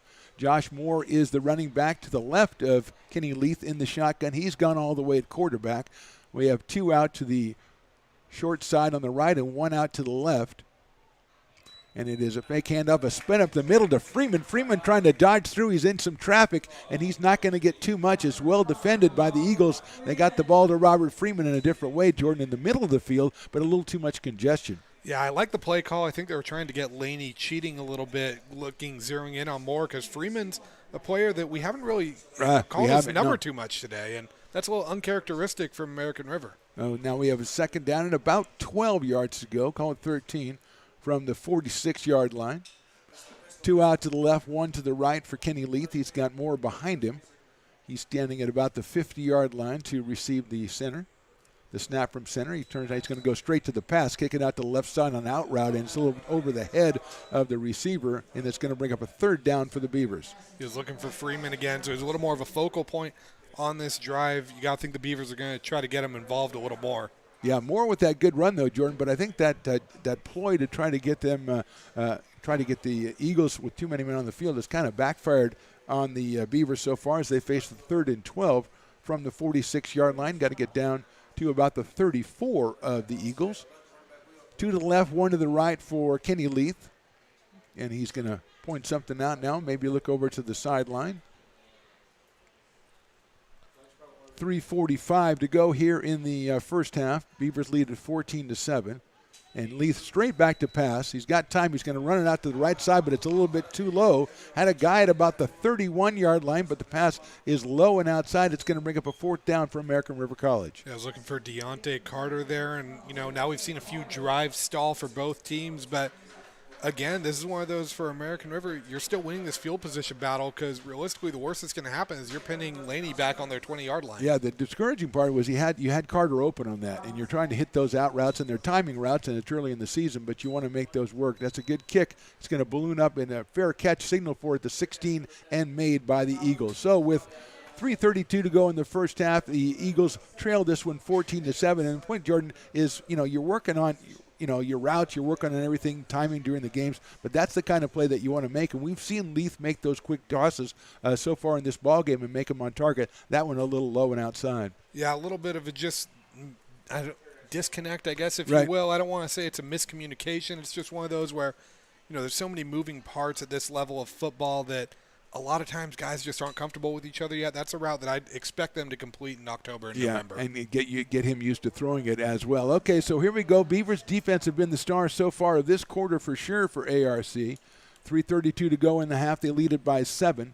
Jackson Holt back out at quarterback for the Eagles. He's got the single running back behind him. It's been Milan for a while, and he turns around and hands it to him. He's got under pressure, and it's going to be dropped right about the 15 or 16-yard line by a trio or maybe a quartet of Beavers. Yeah, that was Milan once again, but I think what he didn't think is Diallo Washington was going to be waiting for him right there, and he just ran into a big group of blue jerseys. Washington, maybe somebody left him the wake-up call for about 10 minutes ago because he's been batting the ball down and putting pressure on guys here in the last couple of plays for the Beavers. The big guy out of Folsom. It's second down now, and just about probably 11 yards. They're probably going to cost him a yard on that carry, so second and 11. Single receiver out to the left, also to the right. They are heavy to the left side, and a turn around, a handoff to the left side, and well cut down. A nice cutback by the runner, but he's going to be stopped right before he gets to the 20-yard line and set up a third down at about 7 for the Eagles. That was Milan again running into a big navy blue wall. He just doesn't have that run support and those blockers on the outside, and Beavers are making them pay right now. It seems a little predictable. They're playing whatever side they're shifting to, their strong side. They're really running the play right behind that, and I don't know if they're setting something up for later or if that's just the way they run their offense. But now we've got a 3rd and 7, and we've got trips to the right side spread out for Jackson Holt. They've got to get to about the 27-yard line. They're at the 20. Holt getting a quick pass down the middle. He's got a guy in the seam, complete, and knocked down at the 35-yard line. A nice play by Holt, and that's going to be a first down for the Eagles. That was McCall Fuller that reeled that one in, and, if you're Laney, you needed that. I feel like it's been so long since you just got a first down. Yeah, 2 minutes to go in the half, and that was a quick pass and a good reception by Fuller, and he's got another quick pass out the outside, and that one's knocked down and almost picked off by the Beavers. And that one, I think he went back and wanted to throw it quick and didn't really see what was out there, Jordan. We might need to open up the record book, too, on Ken Tilford. That might be his 3rd almost interception at the half. Of course, he had the one that gets called back, but that was a dangerous throw right there, and American River almost made him pay for it once again. You get a quarterback who's 6'5" and got a strong arm like Holt does, and he gets up there and stands up in the pocket and likes to let it go. So second down from the 35. He's back to pass this time under pressure, going to roll out to his right. Spied out there, lets it go down the middle to the short guy, and it's knocked down, and he's going to keep going. The ball was stripped out, and let's see if the Beavers have picked it up. The hit was made, and they think they picked it up. They're running off the field, and the referees agree. It's another turnover and a big hit in the open field, Jordan, for the Beavers. Another Diallo Washington fumble recovery. I didn't see who laid the hit on him. Looks like we have a Beaver down on the ground.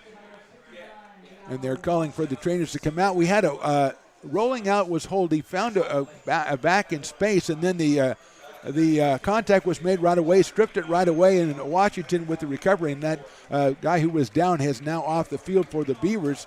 And so the Beavers, again, making the big plays. And as Kenny Parker told us a couple of minutes ago, the defensive coaches spoke to him in the first quarter very sternly. It seemed to make an effect. And that's a great way to respond to a big play. It's frustrating when you give up that first down. To go force a fumble and get your offense back out on the field. That was Washington that was actually on the ground. Looked like he might have just needed to catch his breath a little bit. He's been doing a lot out there. Now we have trips to the right. Let's see if Kenny Leaf tries to come back with a big play for the Beavers with just a minute and a half to go here in the first half. He's going back to pass. He's looking right now. He looks back left. He's got a guy down the sideline, and he's open. He makes the catch, and he is in the end zone for the touchdown. Touchdown ARC. Beavers take the 20-7 lead. A perfect pass by Kenny Leaf. And Micaiah Stevenson, the one reeling that in. I love the play call to go deep right there. You have Laney on the ropes. Their defense tired. You just forced a big turnover. Why not go for the kill shot there? And what we said Kenny Leaf went high and outside. We have a flag on the field at about the 15-yard line. Let's see what that is. But he's alone outside on trying to connect on his last pass, and he laid that one, Jordan, perfectly in there. The touchdown is confirmed by the referee, and I think we're going to have probably a excessive celebration penalty on the Beavers. And it felt like ARC was kind of baiting that a little bit. A lot of short passes and runs. You felt like they were going to take a shot, and perfect time to do it right there, and it pays off. Well, Stevenson has been a guy, the coach, who mentioned to me a couple of times, and you can see why. Great speed, and again, Leith laying that one right in there. So here's McCreary going for his third extra point. 1:29 to go in the half. Snap is down. It is down, and it is good. And so it is 21-7 now, and the Beavers come out. And that's a play, Jordan, that we did last year. That's a play we didn't see for a couple of games last year, that long pass connecting on the bomb. No, that's got to make you feel good if you're a Beaver fan, seeing that working early.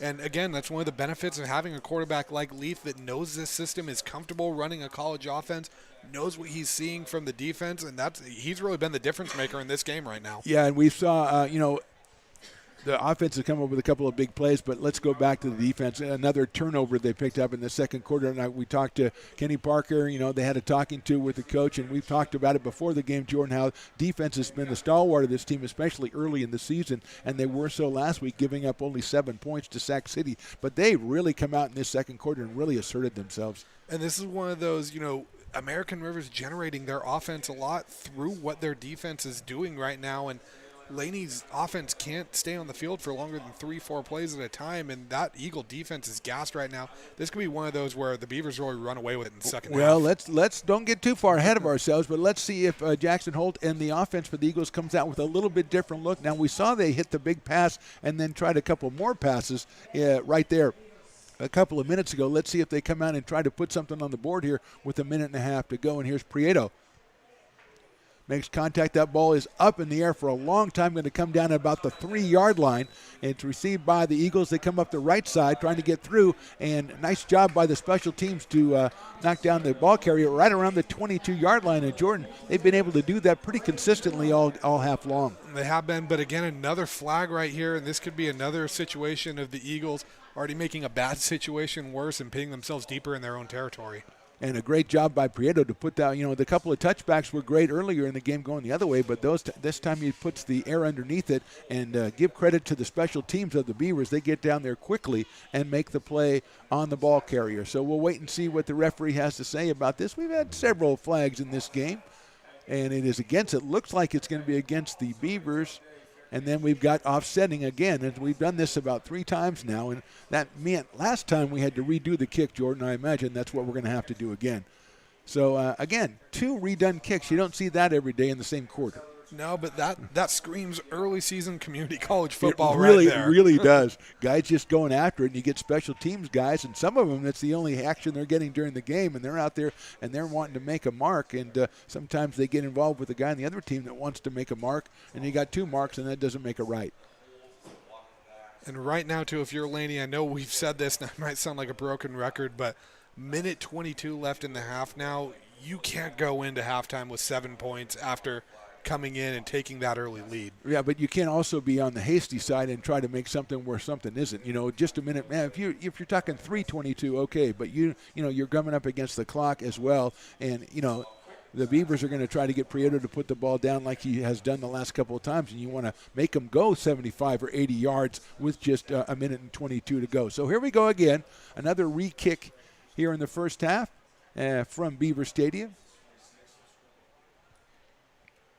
Prieto's kicked that one a little bit lower, but still got a lot of air on it. That might be into the end zone, and it is. That's going to be a touchback. So, you'll take a touchback, put him at the 25-yard line with 1:22 to go in the half. And, again, Jordan, obviously you've come out already and said that you think they're going to go ahead and try to score at all costs. It's a dangerous proposition. They have the big play. They had the one big pass play, and then they had another excellent pass play the last time they had the ball. But for the most part, they've really had trouble trying to operate. And I don't think you want to try to shoot yourself in the foot just to get points here in the first half. And I do agree. I think it is worth it to take at least one stab down the field, though, especially given that the Beavers are receiving the second half kickoff. Right. You don't want to dig yourselves into a hole that is already deep, and you don't want to make it deeper. It's going to be interesting to see how Laney plays this. The 2 good plays they've had passing-wise in this half have both been down the middle. They have trips to the left right now, and it looks like the Beavers showing blitz. They did not. It's a handoff, and it cut back across the grain, but he is down at the 25-yard line, the line of scrimmage. So it looks like, let's see if the Beavers want to call a timeout here, as it is now second down and 10 yards to go. And that time, they showed 3 guys to the right, Jordan, but my point was, they had that play earlier in the game, the big 40-yard pass play, and then they had the first down play just a couple of minutes ago. Both of those right down the middle of the field, so they haven't been real successful going to the side. So, if they're going to try, they've tried a couple, but they haven't been really successful. So if you're the Beavers, obviously you want to guard against that down the middle of the field. And if you're the Beavers, you want to do just the opposite of what you suggested the Eagles do, which is, continue that streak that the defense has done, which is just shutting them down. Definitely. I think ARC, too, this is going to be interesting to see how you play this defensively. Do you use these timeouts, and do you try to make this 28-7 Sure, absolutely. before halftime, knowing you're receiving that second half kickoff, or are you just content with getting a stop, going into halftime with a 2-score lead? it's going to be an interesting chess match. This is one of those things where those last 2 minutes of each half are so important and how each coach is going to play this. Yeah, I think that in this case, since we saw Air to call the timeout, I mean, I think if the play was successful, then you'll see the Eagles call their timeouts and try to do it that way. They do have 3 receivers out to the left side. 1 running back next to Jackson Holt, and 1 wide receiver to the right. Holt's going back. He's going to step up. He's got a little bit of time. Now he's moving around, and he's going to be stopped at about the 30 and hit down and dropped at about the 32-yard line. So let's see what happens timeout-wise as Holt looking down the field, but nothing happening with the Beavers defensive backs. And Malachi Red is actually the one that comes up with the tackle on that play. Looked like he kind of got held a little bit, but he ends up making up for it and gets a hard hit down on Holt. 1:03 to go. We've got a timeout.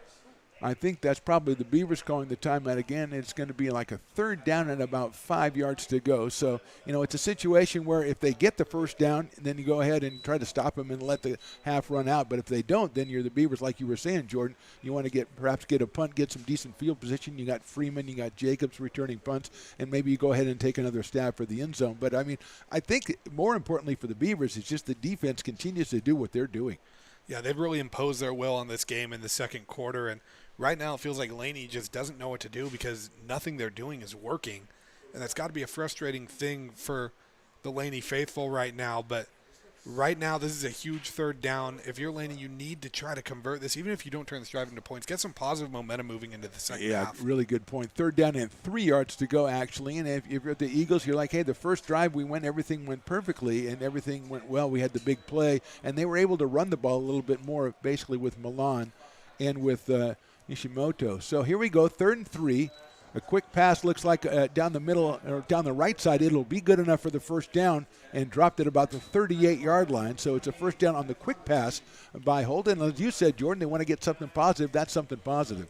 Yeah, something positive right there. Robinson getting the first down for them, and now you have a little more wiggle room. You're sitting nearish to midfield. Maybe you have a chance to take a stab. He's going to go with a short pass again to the outside and get the completion. It looks like at about the 42-yard line. That time it was Featherstone. They're attacking that sideline right now, trying to keep that clock stopped and put yourselves in a position where American River doesn't get the ball back until the second half. Yeah, 49 seconds to go in the half. And it is 2nd down. It'll be about 5 yards to go, it looks like, for the Eagles. Holt's come out throwing a little bit more here in the later part of the second quarter. He was out of the game for 1 series and came back in. He's used Khalid Robinson offensively. Featherstone, as you mentioned. Milan has been the primary runner for Laney College. They are 0-1 on the season. They fell to Modesto last week, 34-16. So here we go. It is 2nd and about 6 yards to go at the 42. 3 receivers out to the left. Looking that way is Holt. He's going to let one down the middle of the field. Well defended and knocked away at the last moment by American River College. It looked like number 40, I believe, Jordan, on that one. Yeah, it looks like that was number 40. I think they're going to get a flag on him here. It looked like he came over and hit the ball. That would be a tough call, but it is a flag on the play at the point of contact. Yeah, I don't know if I agree with this flag if they're getting it's Robert Motlich on it, another Rockland product.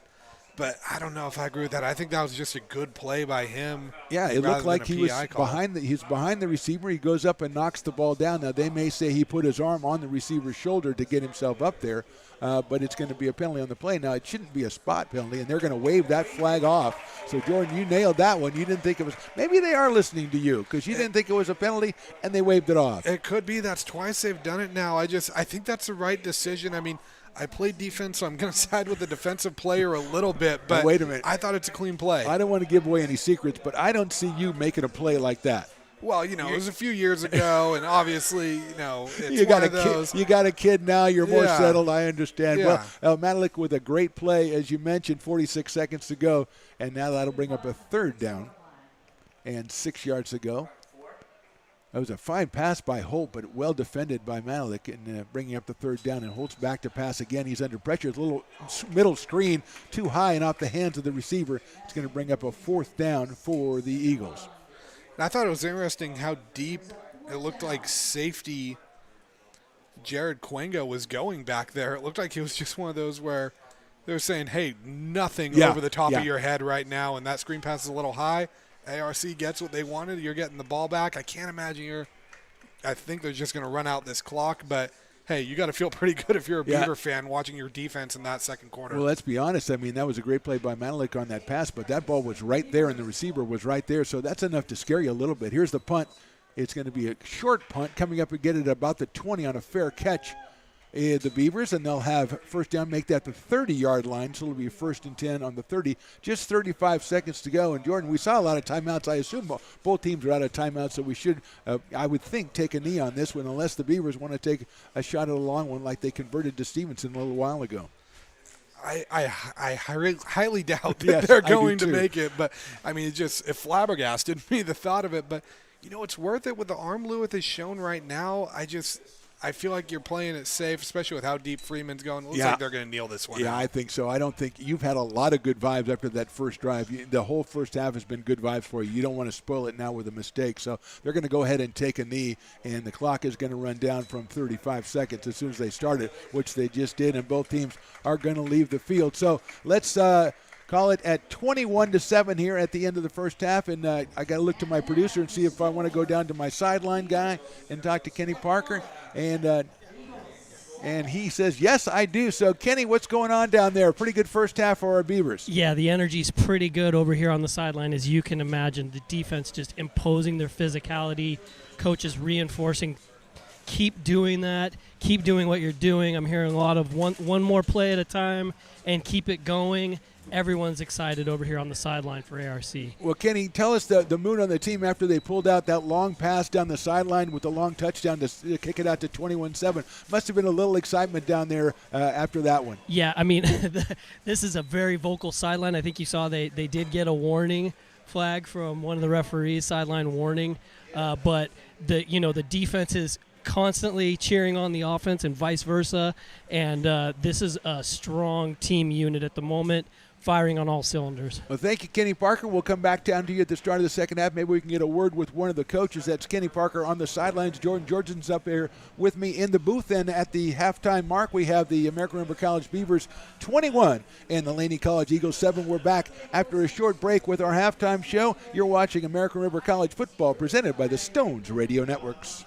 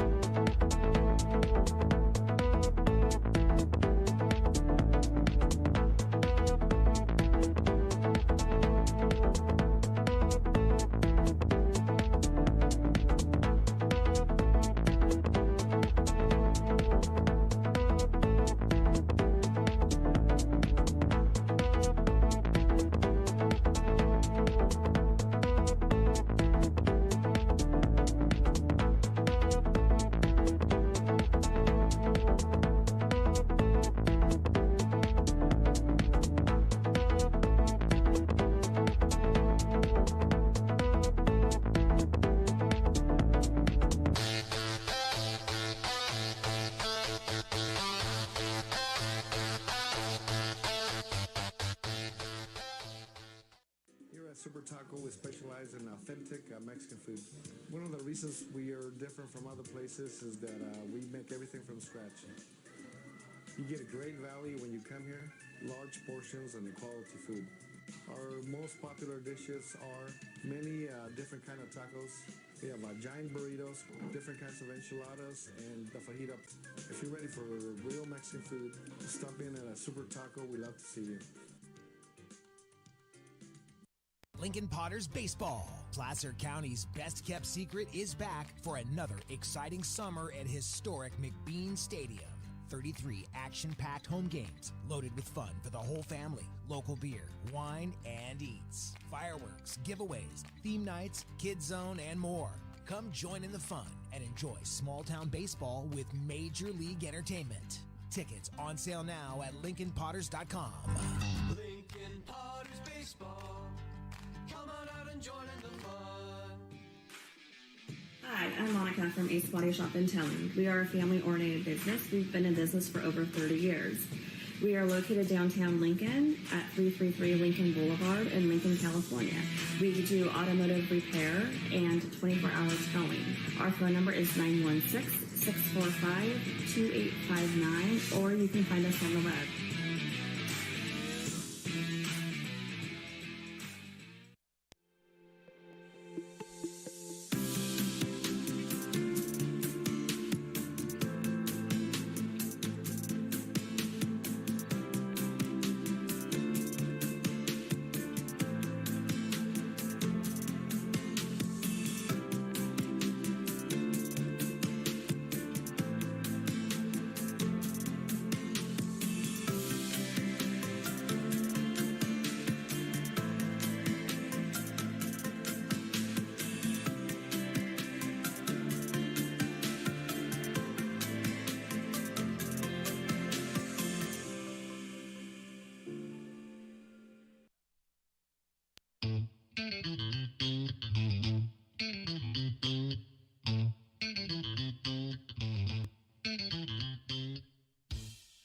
I love baking. I've been doing it my whole life.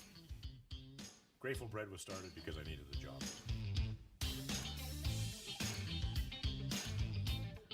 Personally, the most rewarding part is about eating it. It always used to seem like bread was just an afterthought, and which was always kind of disappointing. But now, as not only people, foodies and people eating, they're expecting better quality, and people notice it, they can see it.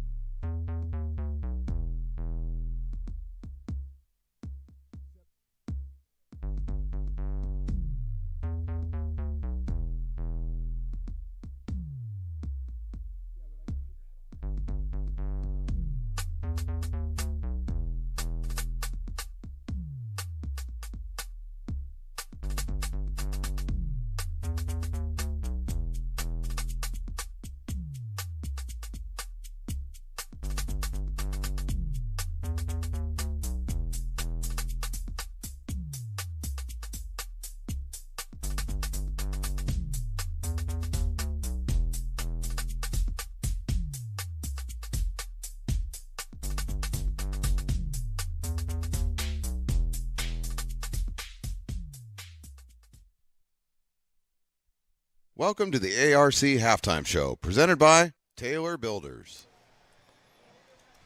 And it is time for that halftime show presented by Taylor Builders. Mark the Phantom Low here with Jordan Georgeson. Kenny Parker on the sidelines. He's trying to get a word with one of the ARC coaches as we come into the second half. And Jordan started off kind of gloomy for the Beavers as the Eagles marched down 75 yards to score. But since then, it's basically been all ARC.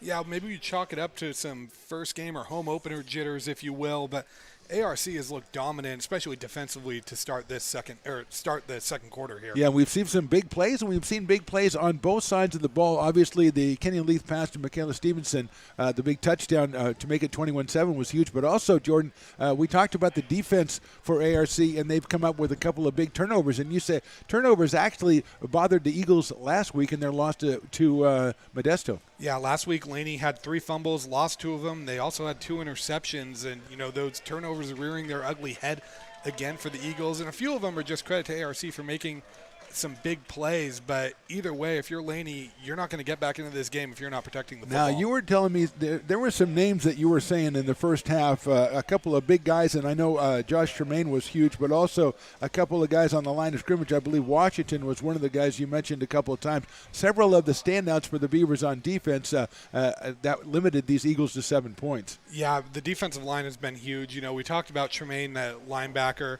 also Washington, and then Malachi Red and Braden Grover have had their name called a few times. Even in secondary, Ken Tilford, like we said, might have set the school record for most almost interceptions in a half. I mean, fantastic job by Tilford. I know that Coach O was very proud of his defensive backfield. He talked with me about it a couple of days ago, and he did mention that, they like to restock the lines because they get a lot of guys going to D1s and D2s from here, and they had 26 guys out of last year's team that made it to the next level. So he has come back. He has restocked that line, and really some impressive guys on that front line and in the linebacker core as well.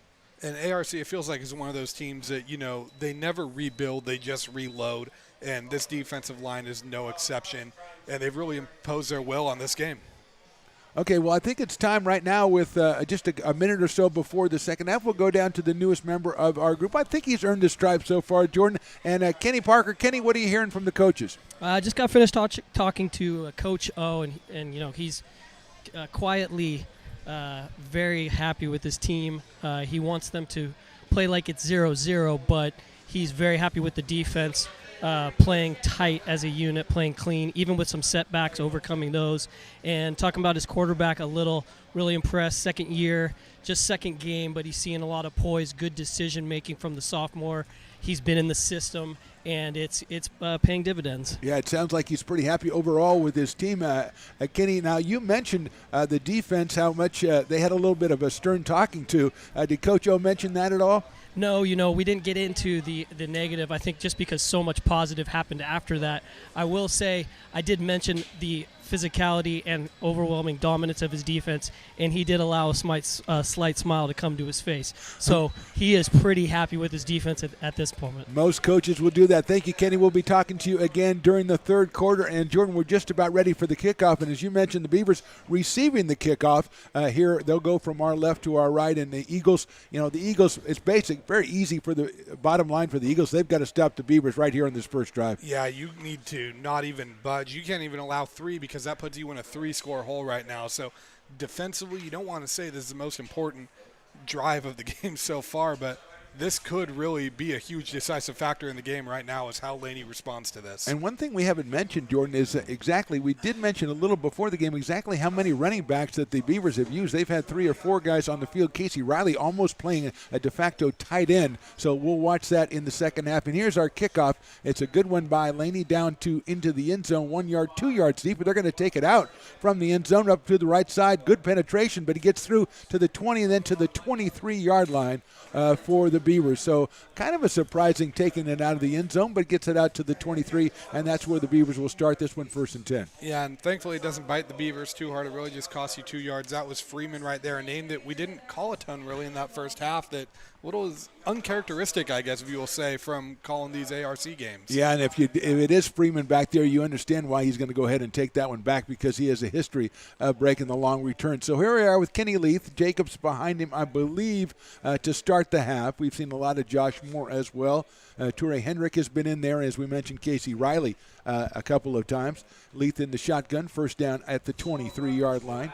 Quick pass out to the left side. It's complete. He's got a wide open spot down the sidelines. He's at 50, 40, the 30, to the 20, to the 15, 10. He's going to score.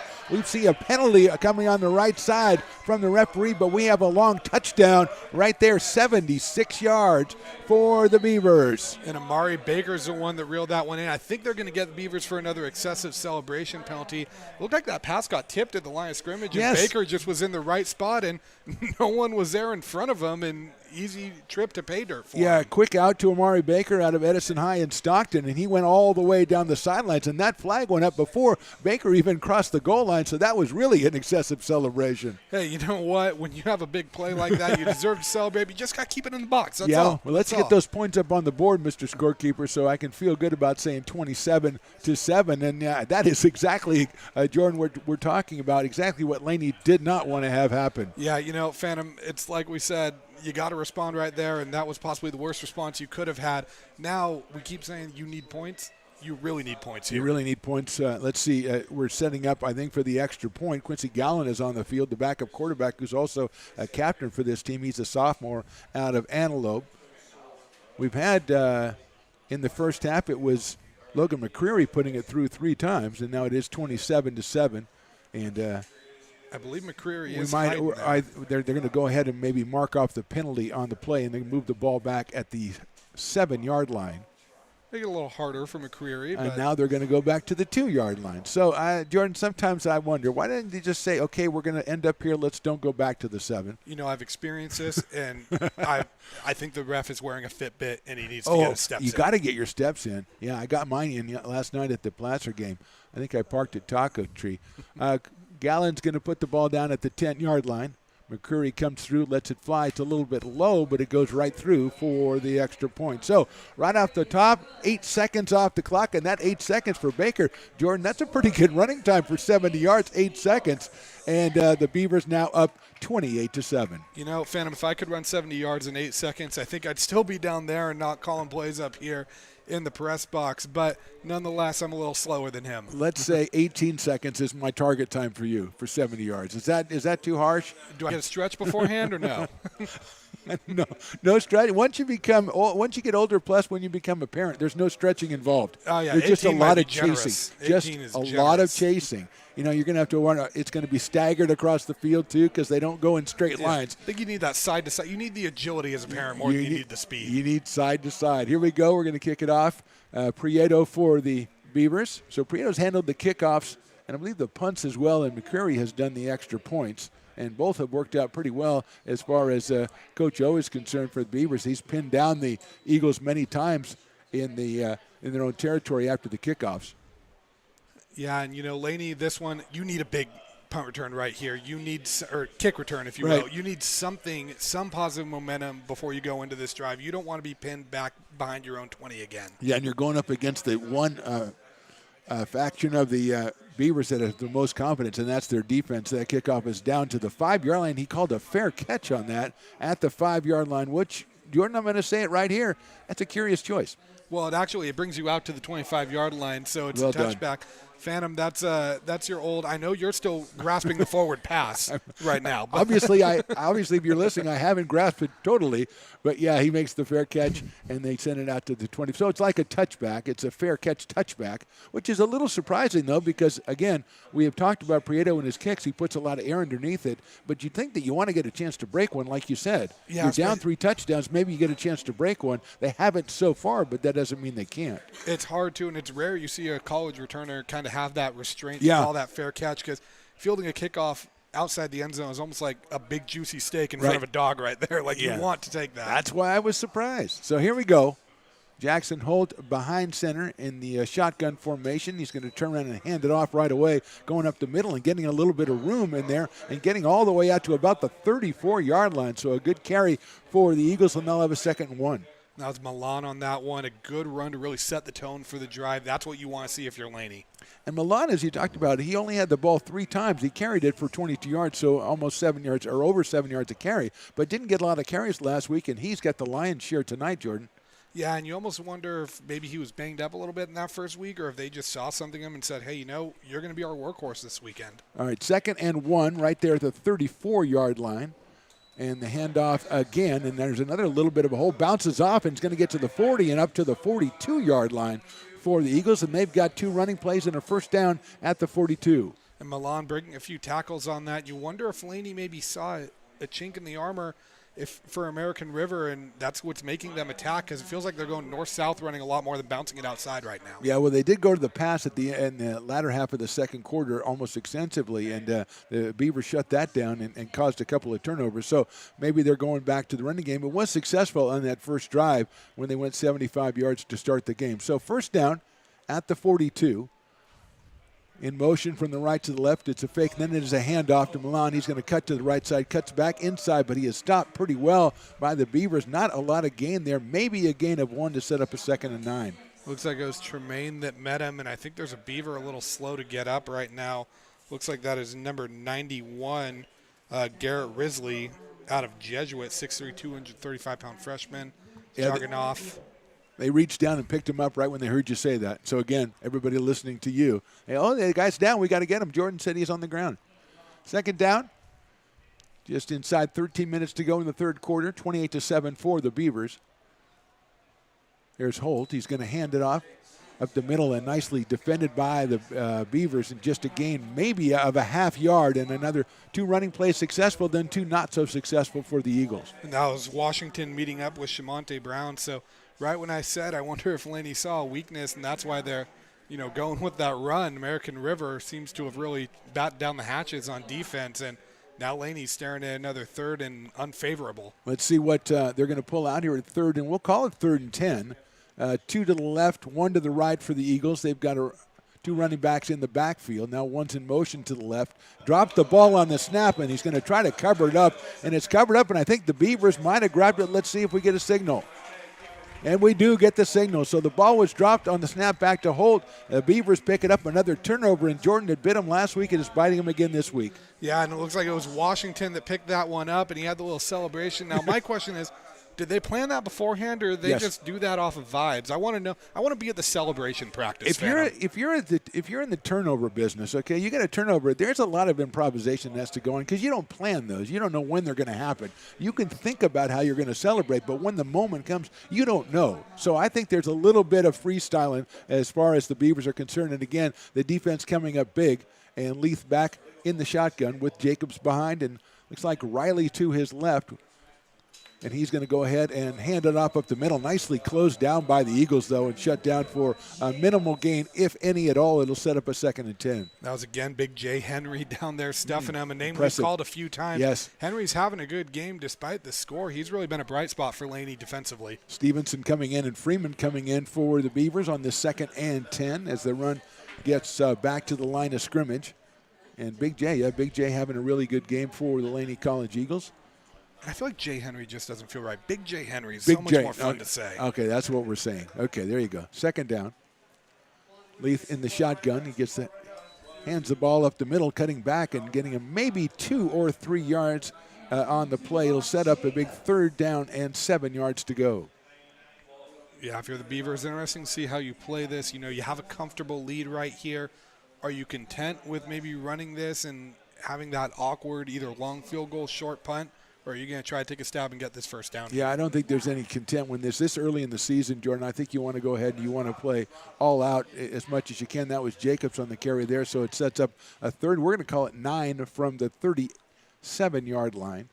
2 wide receivers left, 1 right. Quickly, Luth goes out. He's going to go to the left side under pressure and overthrown on the left side on the sideline. Closely contested by the Eagles there, and it'll bring up a 4th down.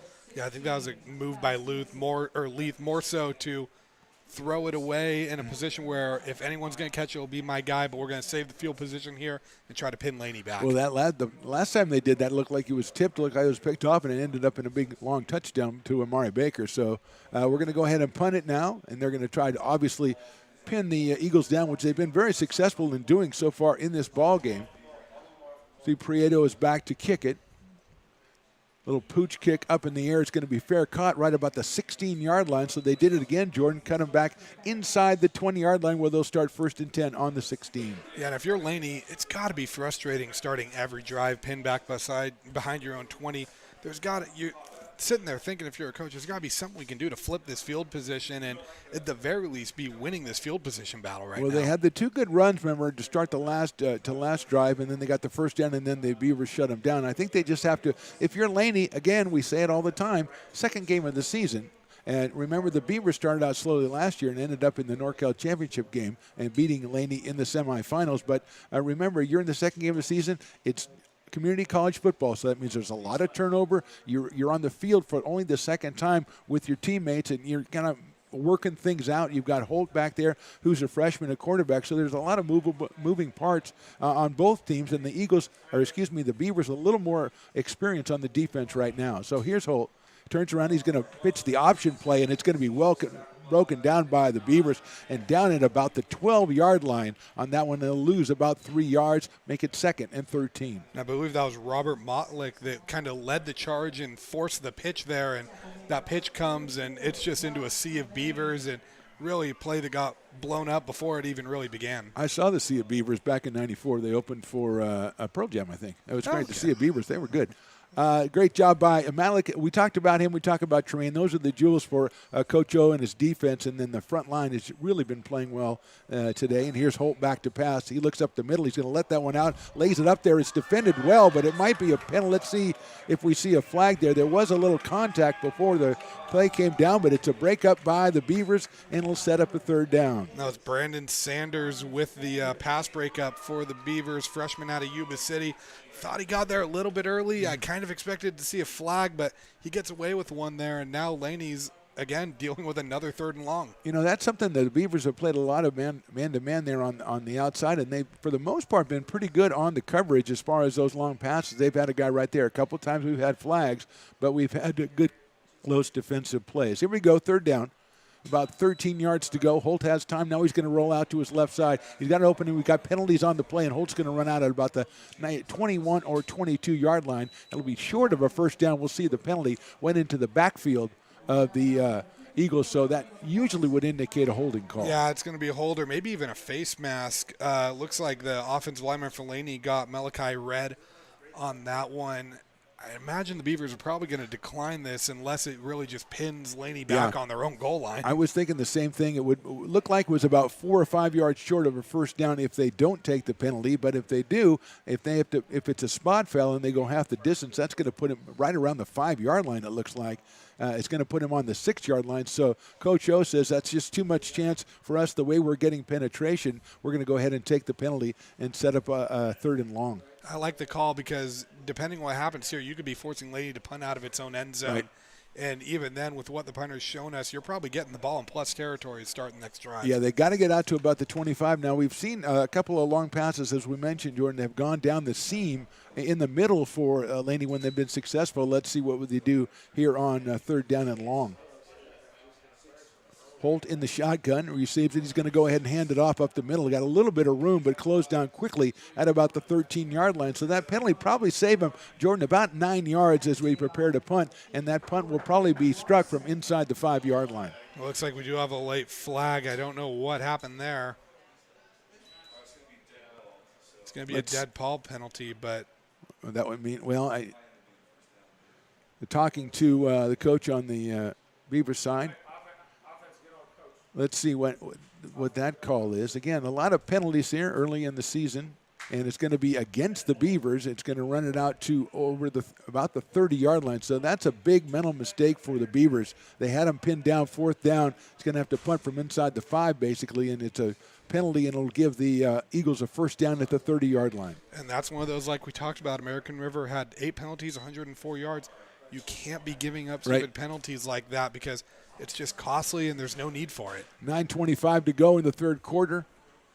A straight handoff, and it's dropped by the Beavers defense. You know those defensive guys, Jordan, they get a penalty or something like that. I'm sure the coach is not too happy. They come back strong. Yeah, they do, and they really help, again, put Laney behind the sticks. Feels like Laney is working with situations where it's more than 10 to go more often than they're not so far in this one. So American River's defensive line doing a great job of putting Laney in some uncomfortable situations. But as you mentioned, I mean, you can't have penalties like that, whether you weather them in this game or not going forward. That's something you got to eliminate from your defense, especially when you have a defense that's playing this well. They've only given up 14 points all season. So here we go, second down, about 12 to go on the 28-yard line. And it's a handoff up the middle, and again, grabbed right at the line of scrimmage. It's slung a little bit forward. I think the Beavers defender gave him an extra yard, but it's going to be a third down and 11 to go. And again, another late flag, and it looks like Nishimoto came up. Can't tell. No, that's not Nishimoto. It looks like that's an offensive lineman for Laney, came up without his helmet on. That's not good. I have a weird feeling that that's related to this penalty somehow. Yeah, and again, we talked about it. I mean, they have two runs up the middle, and they're dropped twice. Flag is being picked up now, but I don't know if that means it's being waved off. Let's see what the call is as we have 8:32 to go here. That's a personal foul. It is on the American River College Beavers, so another big penalty on the Beavers, and that's going to be a first down for the Eagles. Let's see where the ball is finally marked. We're going to go up near the 45-yard line. So about 25, 30 yards in penalties for the Beavers in the last couple of plays, mixed in with some great defensive plays. And you know what's frustrating is, Laney started this drive on their own 16-yard line, and now they have the ball at their own 44-yard line, and pretty much all those yards have come from penalties. Exactly. So that's just got to make you rip your hair out if you're a Beaver coach. Yeah, right they made now. 28 yards, 25 of them on penalties. So here we go, first down, 44-yard line. Back to pass is Holt. He's got time. He's going to go down the right side. He's got a guy breaking open, but it's a little bit overthrown, and it'll be second down and 10. So let's go down and check, maybe with some insight on what's going on. Our sideline guy, Kenny Parker. What's up, Kenny? Yeah, just giving a quick update on 91. Garrett Risley came off the field on his own power, but got a little treatment from the trainers, hopped up and jogged right back in the game, so he's fine to go. All right, thanks, Kenny. We got Garrett Risley coming back in the game. Thanks, Kenny Parker, our sideline guy. Second down and 10 yards to go from the 44, and Holt in the shotgun with one back behind him. Well, that's a handoff. He's going to stutter step but get back to the line of scrimmage, and that's all. Again, dropped down by the Beavers in that defensive line, Jordan. I don't know. They're getting a little too many penalties, but they're playing good defense. Yeah, Nishimoto right there ran into Shamonte Brown, a name that we called towards the end of that first half, a name we called a lot last season. He's starting to make his presence known out here as well. Third down, about 10 yards to go here, as the straight-ahead run has not been real successful for the Eagles so far in this drive, but the penalty has, and they have third and 10. They have to get to the 46 of the Beavers. Shotgun to Holt. He's going to come back. He's looking down the field. He's looking in the middle. Now he's got a little pressure, and he's under pressure. Now it's going to be a sack. What a play in there by the Beavers. The ball comes out, but I think he was already down. And so a big sack for the Beavers. It's time to throw, but he couldn't find anywhere to throw to, and finally the Beavers drop him back to the 35. Braden Grover came flying in there off the edge. It looked like Holt was going to escape for a minute, and Grover just comes out of nowhere with a big hit. Well, again, after every big play, I look down to see what the referees are doing, and they're all chatting down there, and everybody's kind of standing around. Big hit by the Beavers, as you said. But let's see if we had a flag. I didn't see a flag on the play, but everyone's standing around and waiting to see what the call is. And if I'm the Beavers and that's against the Eagles, I decline it and go ahead and take the ball so you don't make another penalty yourself. But here comes the Beavers. It looks like the defense coming off the field. And that ball is going to go back down the other way now and end up at about the 20-yard line of the Eagles. It looks like a personal foul call. And it might be a dead ball after the play, so that'll mean you don't have to worry about accepting or not. You just get the penalty marked off, and that will affect, obviously, the Eagles as they prepare to punt this one. As much as we said how frustrating it has to be for the Beavers, if you're Laney College, you finally had some positive momentum in the field position battle, and you just gave it all back, and now you're punting from 4 yards further than where you started. Yeah, this is basically where we were going to punt it from a while ago, and we've kind of just taken a couple of minutes off the clock, 7:30 to go here in the third quarter. Von Jacobs is back to receive the punt, and the punt going to be probably struck at about the 9 or 10 yard line. And now he fumbles the snap, gets up, he's trying to kick it, and he's tackled by the Beavers. The ball's loose and picked up by the Eagles, and it'll go down at about the 17-yard line. So tremendous job by the Beavers. Another fumbled snap, which has affected the Eagles a couple of times today, and great field position for your Beavers. Now, here's what's interesting. I think that ball should actually be down more at the 13-yard line because he looked like the punter kicked the ball, and a Laney player picked it up. He should have downed it around the 13-yard line, so I don't know why they're giving him his forward progress from his 4 yards It's like he picked up the punt and kept going. So, yeah, if that was an actual punt, then anytime it's contacted by the Laney player, as long as the Beaver didn't touch it first, that should be dead ball right there. But it doesn't look like the Beaver sidelines were. Maybe we'll get Kenny to go out there and tell him about that. I don't know if we can communicate with him in time. First down for the Beavers at the 17. They lead it 28-7, 7:14 to go third quarter here from Beaver Stadium. Looks like Joshua Moore is the running back behind Kenny Leith now, as Kenny is trying to hear what the sideline reporter, or not the sideline reporter, although that would be a great scoop if he's waiting to see what Kenny has to say. That would be fantastic. But I think he's waiting for the coaches, actually. A little Kenny to Kenny action? That would be tremendous. And now we're waiting for the sticks to be moved on the left side, and they are now. It's first down on the 17. 28-7. Beavers. That's a handoff to Moore, left side, trying the left side. Now he moves back to the right side, gets across the 15, maybe got to the 14. It'll set up a second down for ARC. I don't know if that was an RPO by Leith or not, but if that was an RPO, Leith had a lot of room to run. Although that's easier said than done because that could just be Laney reading it and everyone collapsing in when they saw Moore had the ball. Right. Well, we've seen the bootleg for a touchdown already today, Jordan. And when you see that, you start looking for those kind of things. And, yeah, if you do have the moxie to go ahead and hold on to it, it would be worth a try. And we've seen Leith last year more than this year run the ball, although he did have a great play in the second quarter when he escaped from a couple of guys and threw a back-handed pass for a first down. So second down. And on the 15 now, so about 8 yards to go for a first down. Leith is back to pass, looking to left, lets it go under pressure in the corner of the end zone. He has a guy wide open, and he makes the catch for the touchdown. That was Thoyne Charles on the receiving end of that, a sophomore out of South Hills High School in West Covina, California. Nobody around him. Yeah. It looked like maybe everybody went short, and they were expecting everybody to be short, and then he kind of snuck in the back of the end zone, and he was as wide open as I've seen anybody, and Leaf delivered the ball perfectly for another Beavers touchdown. And it feels like this is one now. American River's just blown this game wide open, and Laney's defense is exhausted, and this could be a long second half for the Eagles. Yeah, it really could, but if you're the Beavers, you want to keep hitting. You don't want to, let up at all, especially on the defensive end. Here's McCreary out here to try for his 5th consecutive extra point. Quincy Gallen with the hold. It looked like an offsides there, but the kicks are going to go through again. Coming in from that right side of the defense were the Eagles, but not in time. McCreary's right through the uprights, and so with 6:22 to go. Our score, American River College 35, Laney College 7. You're watching ARC Football, presented by the Stones Radio Networks. Hi, I'm Monica from Ace Body Shop in Telling. We are a family-oriented business. We've been in business for over 30 years. We are located downtown Lincoln at 333 Lincoln Boulevard in Lincoln, California. We do automotive repair and 24-hour towing. Our phone number is 916-645-2859, or you can find us on the web. Lincoln Potters Baseball. Placer County's best-kept secret is back for another exciting summer at historic McBean Stadium. 33 action-packed home games loaded with fun for the whole family. Local beer, wine, and eats. Fireworks, giveaways, theme nights, kids zone, and more. Come join in the fun and enjoy small-town baseball with Major League Entertainment. Andres Prieto to kick off for the Beavers. They lead at 35-7, 6:22 to go. I want to welcome Lincoln Potters Baseball Club to the sponsorship of Stones Radio Networks and American River College Football. There's the kick, and it is high, and it is deep into the end zone, and they're going to just let this one go. As Prieto is being, both kickers really, when you think about it, Jordan McCreary with 5 straight extra points, and Prieto with a couple of punts, but also his kickoffs have been booming, and they've been really advantageous as far as field position is concerned for the Beavers. And, Prieto's feeling it right now. If you can see, the guys are celebrating with him on the sideline.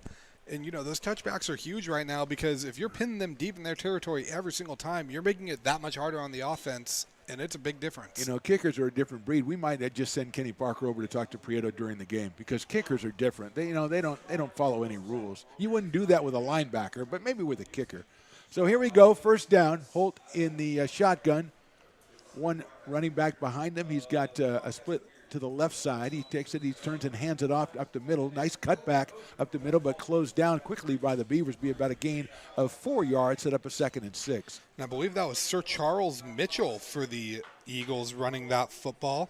Sophomore out of Beaverton, Oregon, went to Aloha High School. Now, I don't know how you have an Aloha High School in Oregon, but... Well, if you're Sir Charles, that's where you go. Hand off again, and another movement. A nice job, a little scatterback run there, getting back to the line of scrimmage. It looked like maybe lost a yard, and we have a Beaver coming off the field. I'm like his groin area, I think that's number 53. Check that for me, Jordan. 93, that was Cole Gustafson. Gustafson's brother is here today, so we will make sure he is okay. We'll get our sideline guy on that one, but it's a 3rd down now and 10 yards to go. Call it 9 yards to go for the Eagles. They have had trouble getting something going. The running game, with about 2 exceptions, really has been stifled by the Beavers, especially up front on the DL. So here we go, 3rd and 10. Back to pass, looking to the left. A long pass over the left, too high. Nicely closed down by the Beavers on defense. Excellent play by the Beaver cornerback.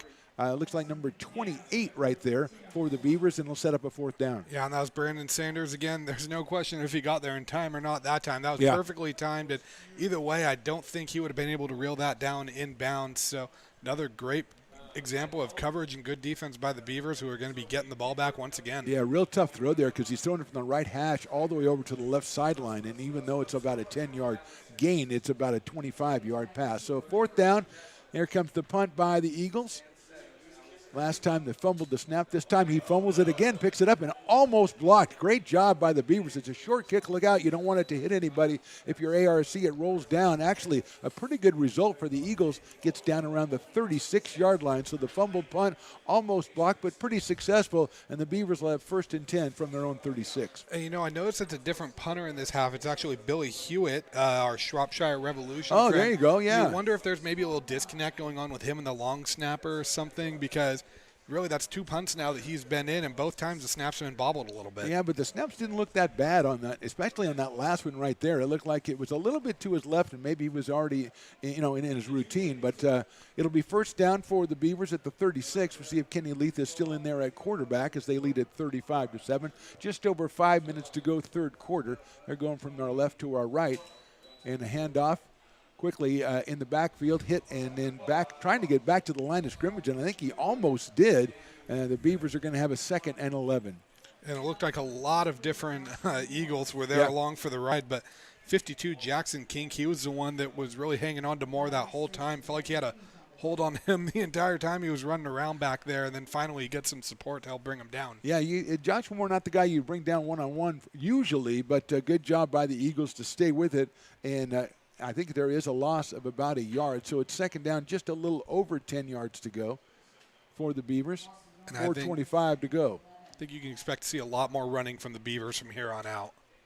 And in motion, it's Riley. That's a quick pass. So he's going to fake it. Now he's going back and looking left, and here's Leith trying to throw it out to the left side, and it was incomplete. Well, now I'm convinced they heard me and just chose to throw it right there. It looked like it was, they had Riley, I believe it was Riley in motion, and it looked like it was a quick look at him and then try to get it downfield to somebody else, but the second receiver not being open, Leith tried to roll back to his left, and it ended up being a 3rd down now and 10 yards to go. It looks like that's Torrey Hendrick now in the backfield for ARC. Yeah, we've seen him, we've seen Riley, we've seen Moore, and we've seen Avon Jacobs, of course. All sophomores, along with the sophomore Kenny Leith. So a lot of experience in the backfield for American River College as they try to go to 2-0 on the young season. 4:13 to go, 3rd quarter, lead by 28. And now we're going to have, see if it's a timeout, and we are going to have a timeout, Beavers. We'll take a timeout as well. 4:13 to go, 3rd quarter. American River College 28 and Laney 7. You're watching ARC football presented by the Stones Radio Networks. Super Taco, we specialize in authentic Mexican food. One of the reasons we are different from other places is that we make everything from scratch. You get a great value when you come here, large portions and quality food. Our most popular dishes are many different kind of tacos. We have giant burritos, different kinds of enchiladas, and the fajita. If you're ready for real Mexican food, stop in at a Super Taco. We'd love to see you. Hi, I'm Monica from Ace Body Shop and Towing. We are a family-oriented business. We've been in business for over 30 years. We are located downtown Lincoln at 333 Lincoln Boulevard in Lincoln, California. We do automotive repair and 24-hour towing. Our phone number is 916-645-2859, or you can find us on the web.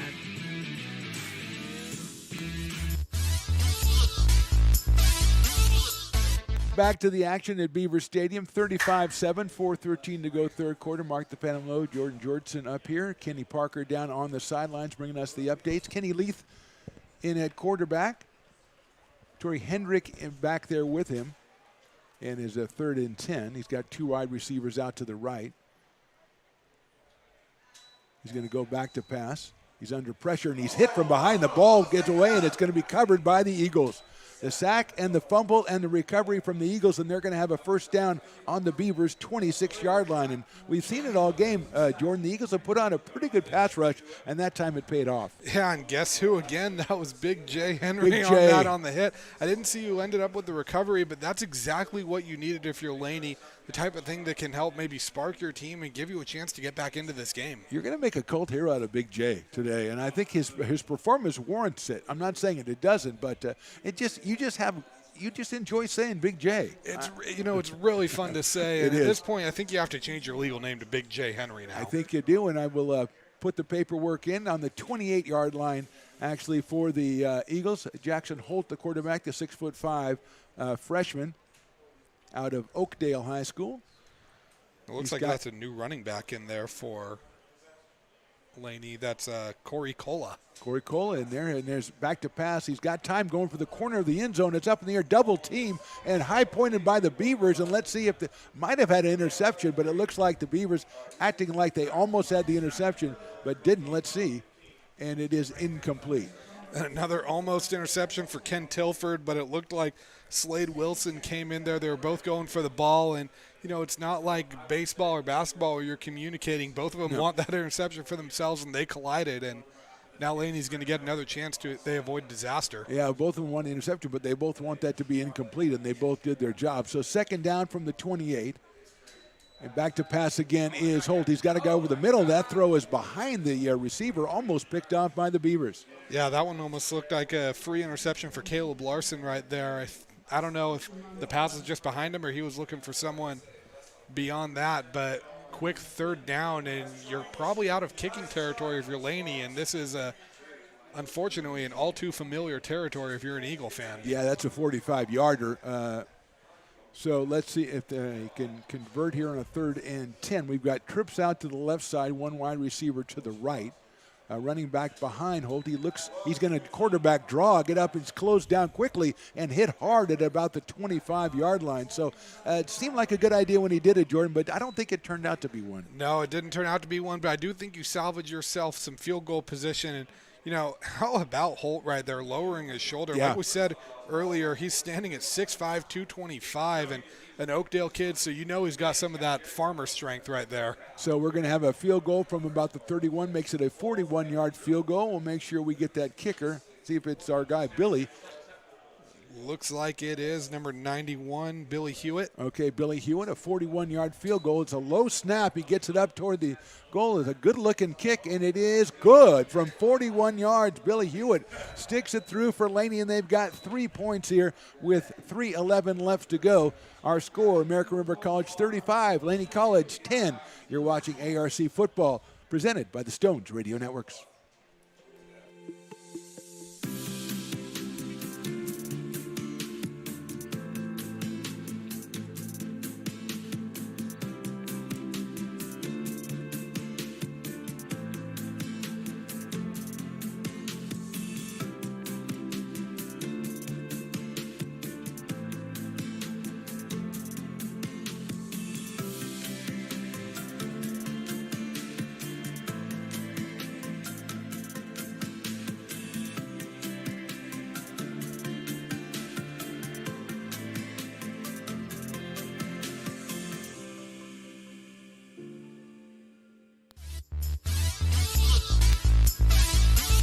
Back out at Beavers Stadium, ARC 35, Laney 10. Billy Hewitt with a very nice-looking 41-yard field goal for the Eagles, and they will kick it off here. And after the kickoff, we'll go down and talk to our guy on the sidelines, Kenny Parker. But for now, Beavers in receiving position here. 3:06 to go, third quarter. Kind of a bad snap on that field goal attempt, Jordan, but Hewitt put it right through to give the Eagles 3 more points, and there's the kickoff. It's a good kickoff. It's going to drive Freeman back in, and he's going to let that one go. It's halfway into the end zone, so he'll take a knee. It'll be first down for the Beavers on their own 25. Kenny Parker, what are you hearing on the sidelines? Yeah, it's definitely getting a little chippy down here on the field as the game gets out of hand. The defensive coaches for ARC really hammering home the point to be smart to their defense. They're getting provoked a little out there, not to respond, not to give up free plays like they were, and to continue doing what they're doing. So that's the tenor, is be smart from all the coaching staff over here on the sideline and not get any unnecessary penalties. Good stuff, Kenny. Thanks a lot. We'll talk to you again a little bit later. 3:06 to go, third quarter. Kenny Leith in the shotgun. He was just sacked and fumbled the last time he had the ball, so let's see how the Beavers choose to play it here. And that's going to be a handoff right away. I think that is Moore going around the left side. Might have been Ture Hendrick going out for maybe a yard gain. I believe that was Hendrick trying to look through right here. Yeah, it looks like it was. Like you said, Phantom, that fumble from Leith, really the only blemish on his afternoon so far. He's been pretty solid for the Beavers. Yeah, Hendrick, a sophomore out of Folsom, one of a quartet of running backs we've seen take carries for the Beavers today. It'll set up a second down, and we're going to call it 2nd and 10, so no gain on the play for Ture Hendrick. He's back there to the left side of Leith, who's in the shotgun. He's got a single receiver out to the left. He's going to hand it off across the center here. A counter play, and going out to about the 28-yard line. And we've got Casey Riley involved in with the defensive man back from the Eagles, and we have a flag on the play, Jordan. And that's an example of that chippiness that Kenny was talking about. It looked like he got into it with Bobby Brooks. I don't know who they're going to flag this one on.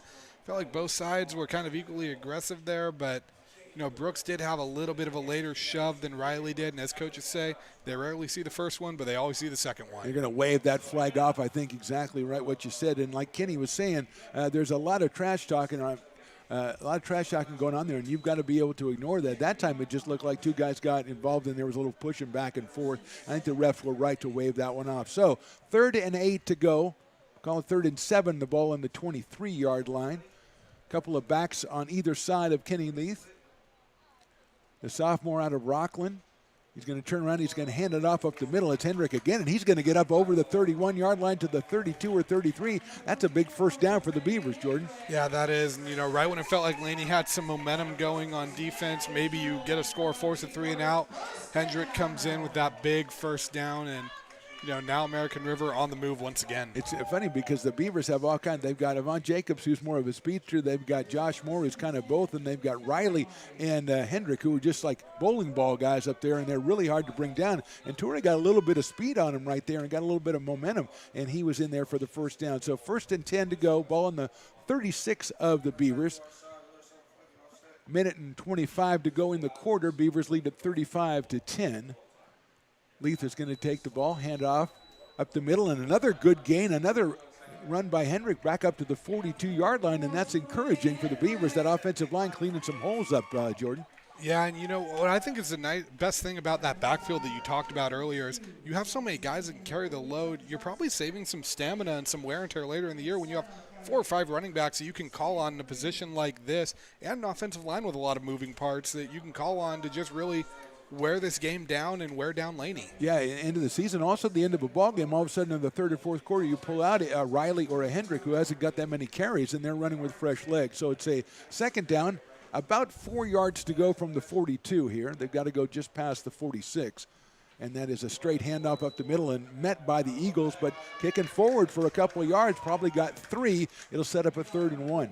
Yeah, and that's the most impressive thing about Hendricks running right now is feels like he's being met at the line of scrimmage or after 1 or 2 yards, but he always is able to keep those legs churning and move forward for an extra couple yards. And he's going to allow the Beavers to go ahead and sit on this one as we got 15 seconds and counting to go. So we assume they're going to run this out in the third quarter, and we'll come back in the fourth quarter with about a 3rd and 1.5 for the Beavers as we wind down. That's 3 and 2 and 1, and that is the end of the third quarter here from Beaver Stadium. Another good quarter for the Beavers. We go to the fourth quarter. American River 35 and Laney 10. You're watching ARC football presented by the Stones Radio Networks.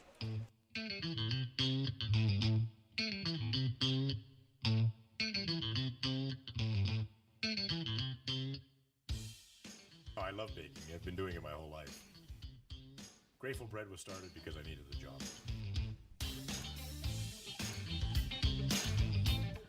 Personally, the most rewarding part is about eating it. It always used to seem like bread was just an afterthought, and which was always kind of disappointing. But now, as not only people, foodies and people eating, they're expecting better quality, and people notice it, they can see it. Lincoln Potters Baseball. Placer County's best-kept secret is back for another exciting summer at historic McBean Stadium. 33 action-packed home games loaded with fun for the whole family. Local beer, wine, and eats. Fireworks, giveaways, theme nights, kids zone, and more. Come join in the fun and enjoy small-town baseball with Major League Entertainment. Tickets on sale now at LincolnPotters.com. Lincoln Potters Baseball. Come on out and join in the fun.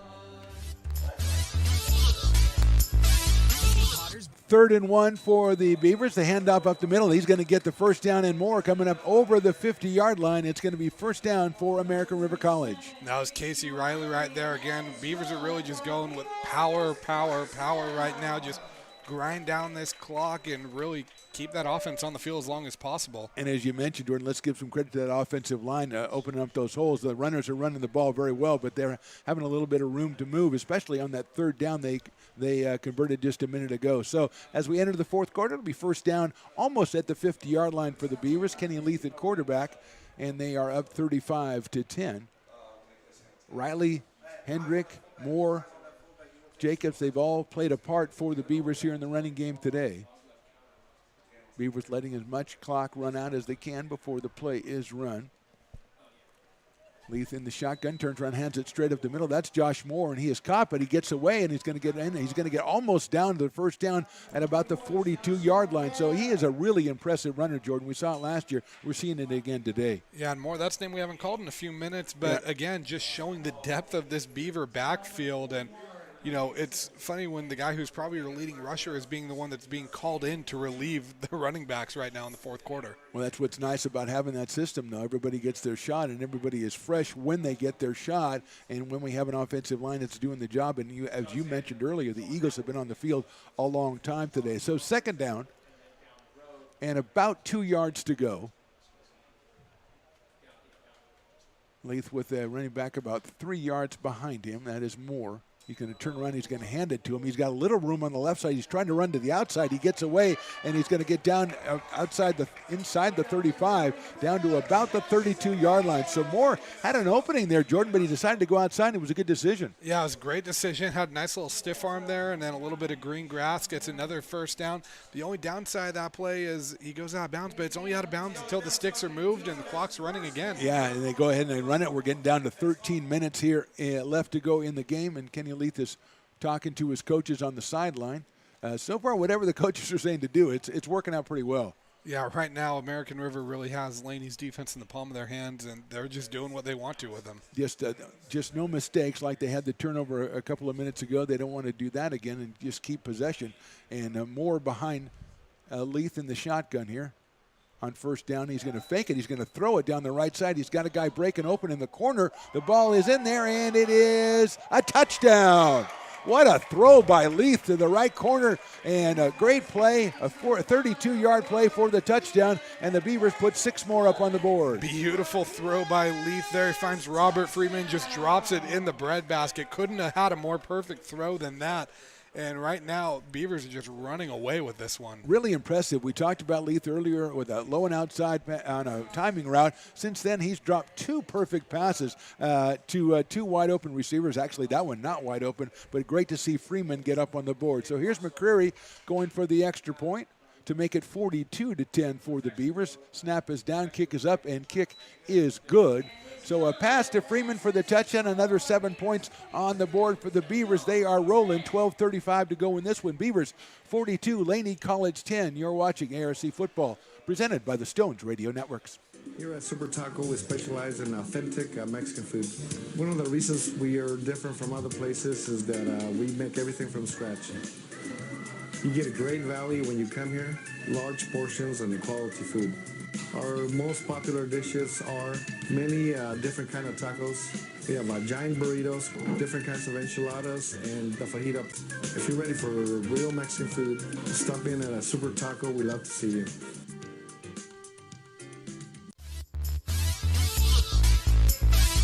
Welcome back to Beaver Stadium. Beavers fans really enjoying this one. Jordan, Beavers up 42-10. They gave up 7 points right off the bat to a drive from Laney College in the first quarter, 75 yards. They win.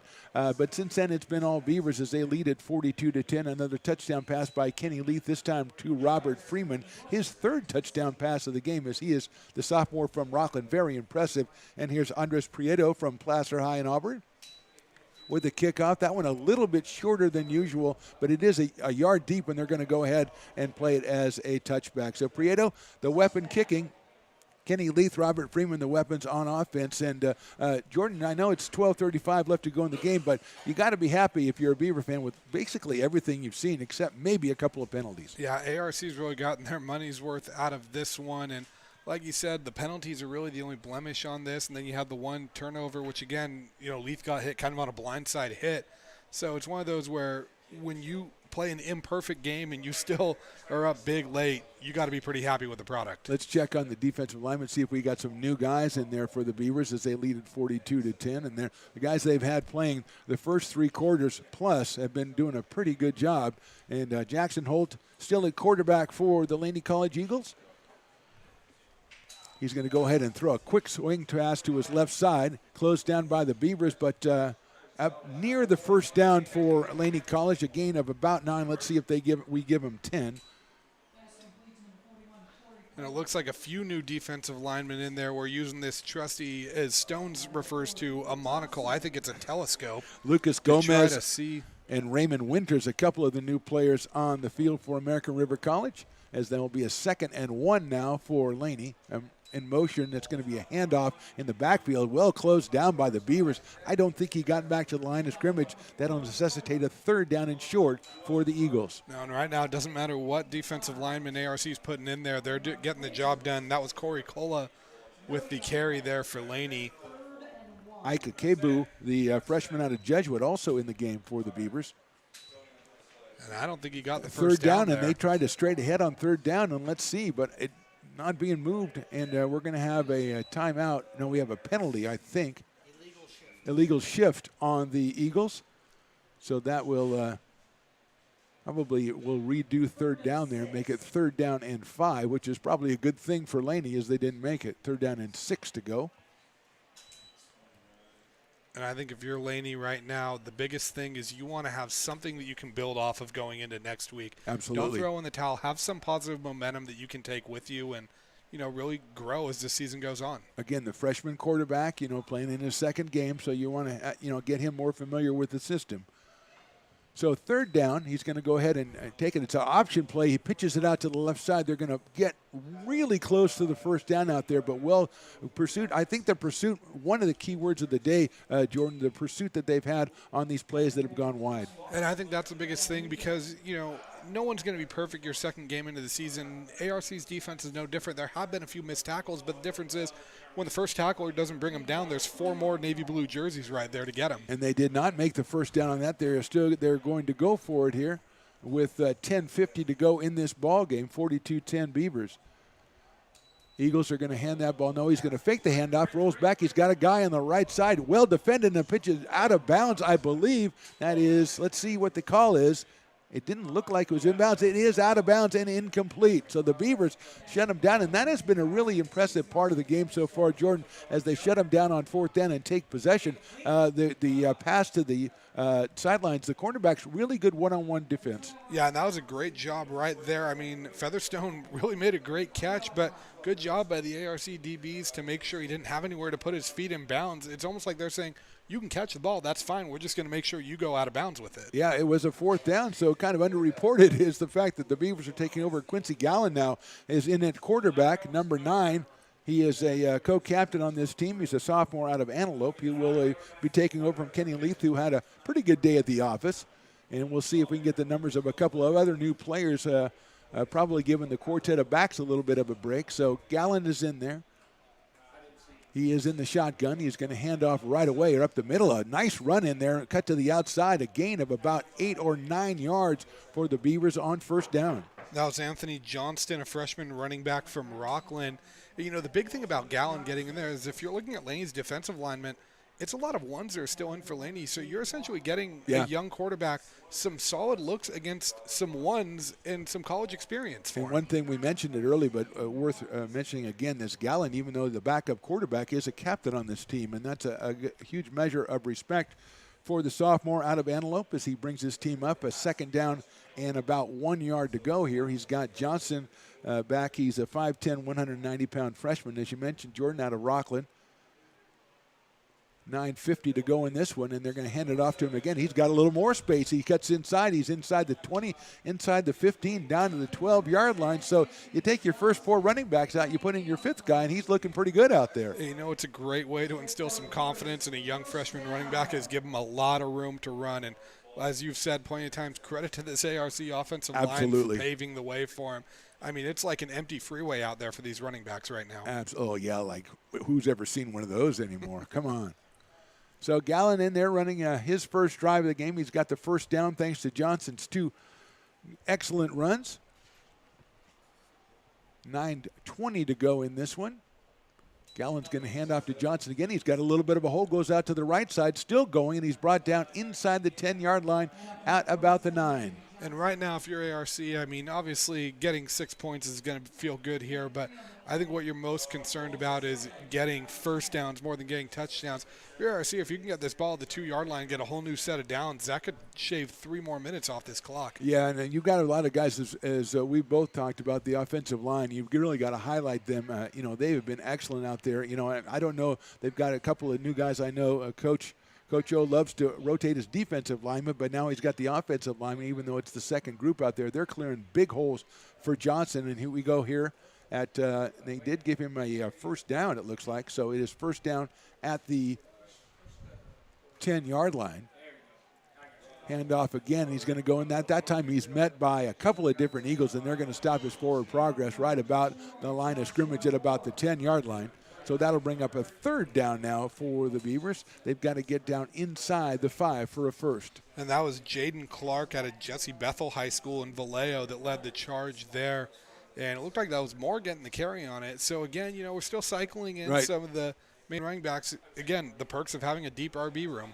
Yeah, and we've got Quincy Gallen now in the quarterback. Leith's day is over, as he was excellent here and trying to lead his team to their second straight win to open the season. They took care of Sac City 19-7 last week. That was more of a defensive game, Jordan. This one has been defensive, and also Coach O has to feel good. This has been on the offensive side as well. So Gallen is in the shotgun. He's going to turn and hand it off straight up the middle. And inside the 10, down to the 7, down to about the 6-yard line, perhaps it looks like, is Johnson. And then I think we might see Logan McCreary come on for a field goal. Yeah, McCreary was the first one on the field when that fourth really down came. I think he was a little excited to get some more points. Or he was looking over his shoulder to make sure nobody else was going to get the call. He's like, no, I'll get out there. I'll take care of it. He's perfect on extra points today. This one a little bit further than an extra point, going to be a 25-yard field goal. The ball placed down at the 15. Gallen is usually the holder on these, so he's already on the field. That's convenient. And here we go, the snap. And then we're going to have an offsides. We saw that the player on the right side of the defensive alignment for the Eagles got a head start on a couple of extra points earlier, and that time he got a real head start on that one. Yeah, that's Antonio Jerome there, and he's come very close to blocking a few extra points, and I think he's kind of foaming to the mouth a little bit. He wants to get a block and got a little excited there, and depending where this spot is, if it's on the long side of 5 yards or the short side of it, it's probably going to be a first down. Yeah, it might be. If I'm Coach O, I might be inclined to let McCreary go out there. I want to get my guy a couple of field goals in game conditions. So let's see what they decide to do. They're going to move it 5 yards forward. So it's just basically an extra point now, but it counts for a couple of extra points than an extra point. So McCreary is still out there. It is a fourth down again for the Beavers, 6:45 to go in this one. And then we've got movement all over the offensive and defensive lines again. I thought Laney moved first, but let's see if that's the call. It looks like Laney did move first, and it looks like that was Jerome again getting excited on it. And you can't trot out McCreary now on Yeah, first you got to down. go ahead. And McCreary's like, yeah, I guess I did my job. I baited them into two offsides penalties, and so I did my job, and the Beavers will take over 1st and goal. A lot of movement in and out for the Beavers here, as they are going to have a 1st down and goal to go now. As they were going to settle for the field goal, Jordan. That's and again, you want McCreary to go ahead and get a chance, but if you're going to give him a 1st down, and now we're going to get a timeout, it looks like, on Laney College's side. So with 6:31 to go in this ball game, it's American River College 42 and Laney 10. You're watching ARC football, presented by the Stones Radio Networks.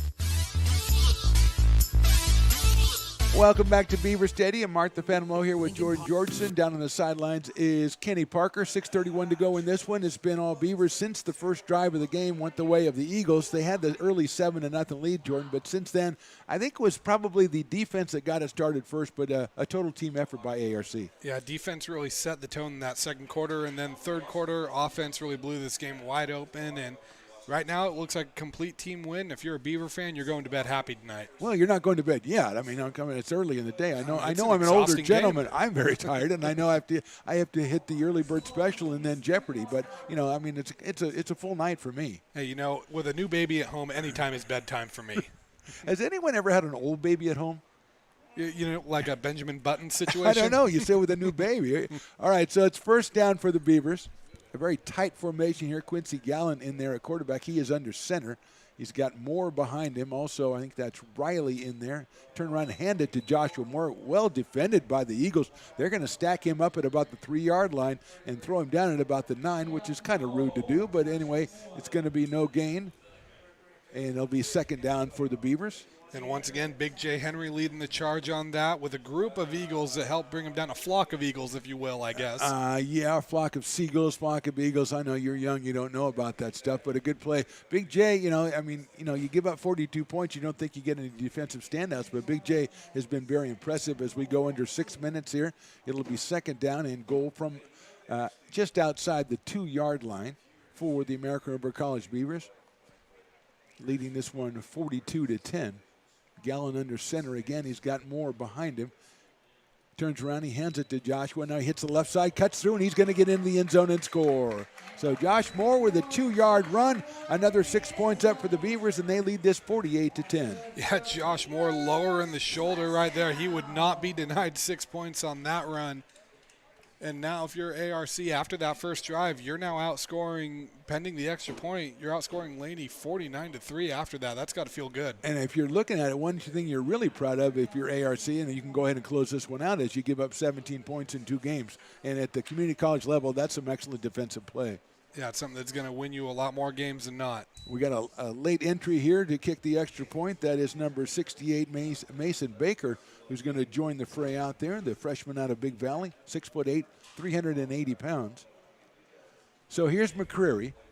He was going to kick a field goal from this spot a long time ago, but decided to go for the extra point. It is up, and it is good. So he is perfect.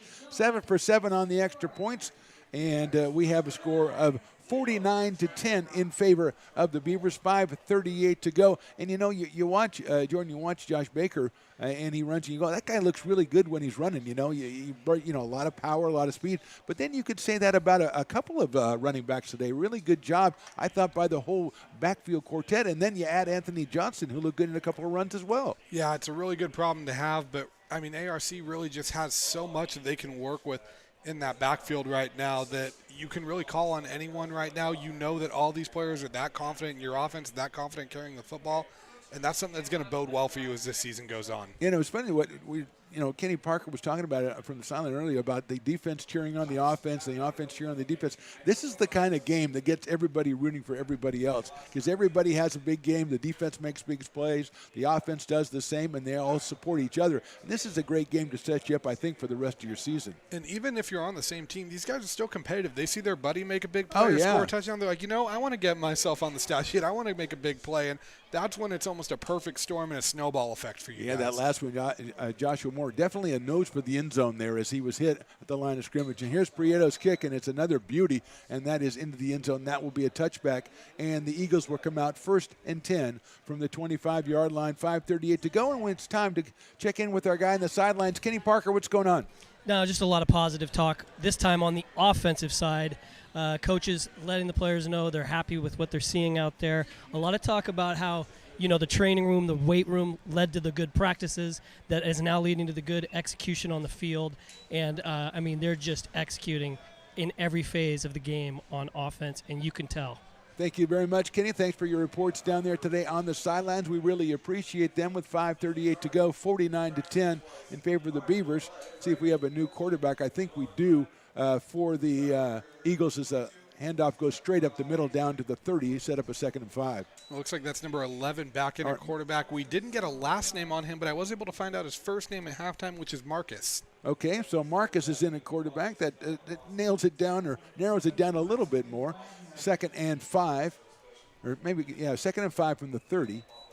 Marcus hands the ball off. A nice little run now. He's going to get up to the 35. So well done by the new running back. A very short running back, but very powerful. And that's Eric Brazel, 5'7", 180 pounds out of Hayward, California, getting some carries now. So both teams playing out stretch here, just trying to get through this game without any injuries, any costly penalties, anything like that. So first down at the 35-yard line, 4:55 to go. It's a handoff again to Brazel. He's knocked down and tripped up at the 36-yard line. Let's see who's in there on the tackle for the Beavers as they are cycling in players as well. Looks like he was tripped up by Drake Hill, 6'4", freshman out of Wood Creek High School in Roseville, so local kid. Right by Kenny Parker's house. I don't think that's any coincidence. I wonder if Kenny knows him. That might be Kenny. No, I don't think so. He knocked a guy down. Here's Brazel again, cuts back. A nice run, gets up to the 40, and then he's gang tackled by the Beavers. So I don't know what they're doing in practice or whatever, but it doesn't matter who they're putting out there, Jordan. No, those guys have a nose for the ball on defense. It's that old adage, iron sharpens iron. I mean, if you're going up against these guys, you're practicing against these guys, you have them showing you the ropes a little bit.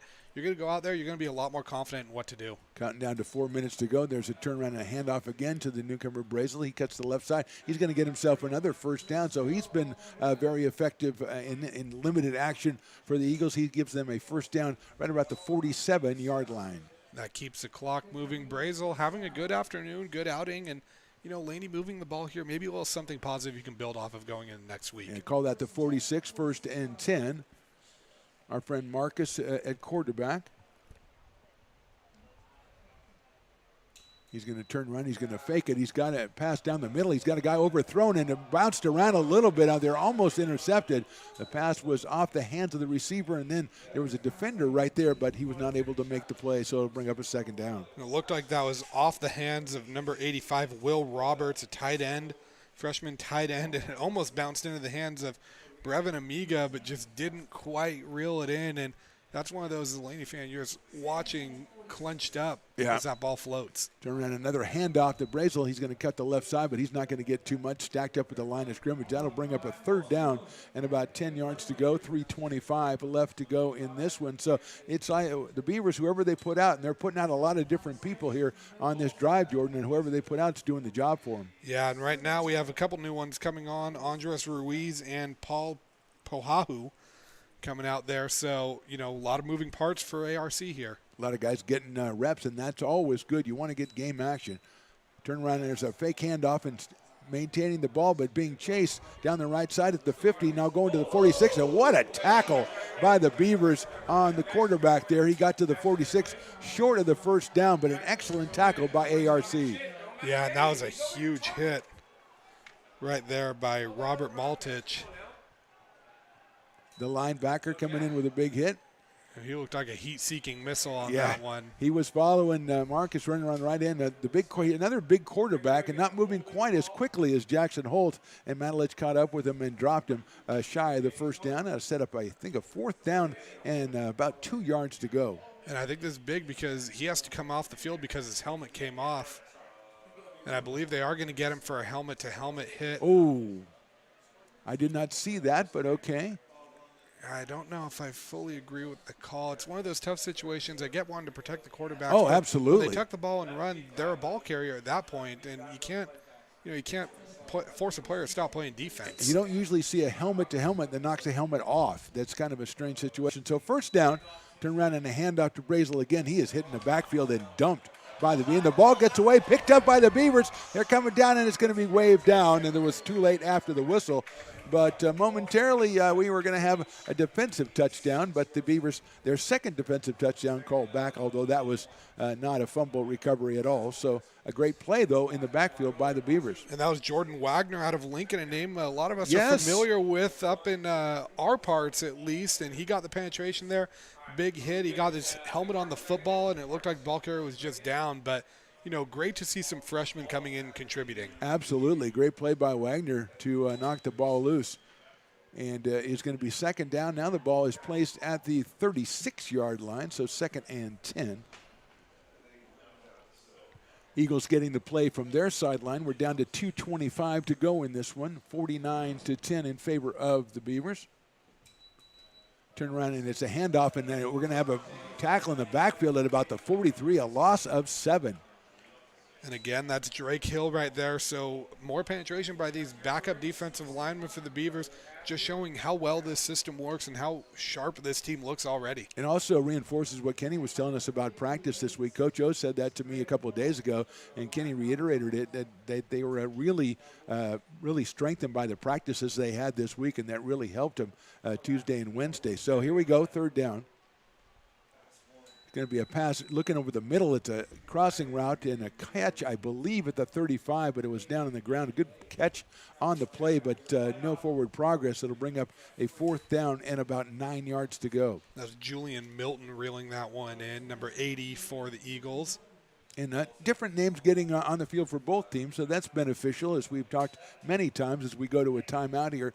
Jordan, you like to see a lot of players get in, and if you're Coach O, you like to see it in a win like this because everybody's in good frame of mind. And when you have your guys, your second guys on the depth chart, your third guys on the depth chart come in and really play hard and make plays, that really boosts the whole team. Oh, absolutely. And, how many times do you see it at high school or college level where the backups come in and the game kind of just turns into a shootout. No one's really trying. Right. But in this case, you can see how much these guys are thriving off each other, and the backups want to come in. They're making plays. And you want to know the best part is you see the stars on the sideline. They're not threatened by it. They're pumping up their guys.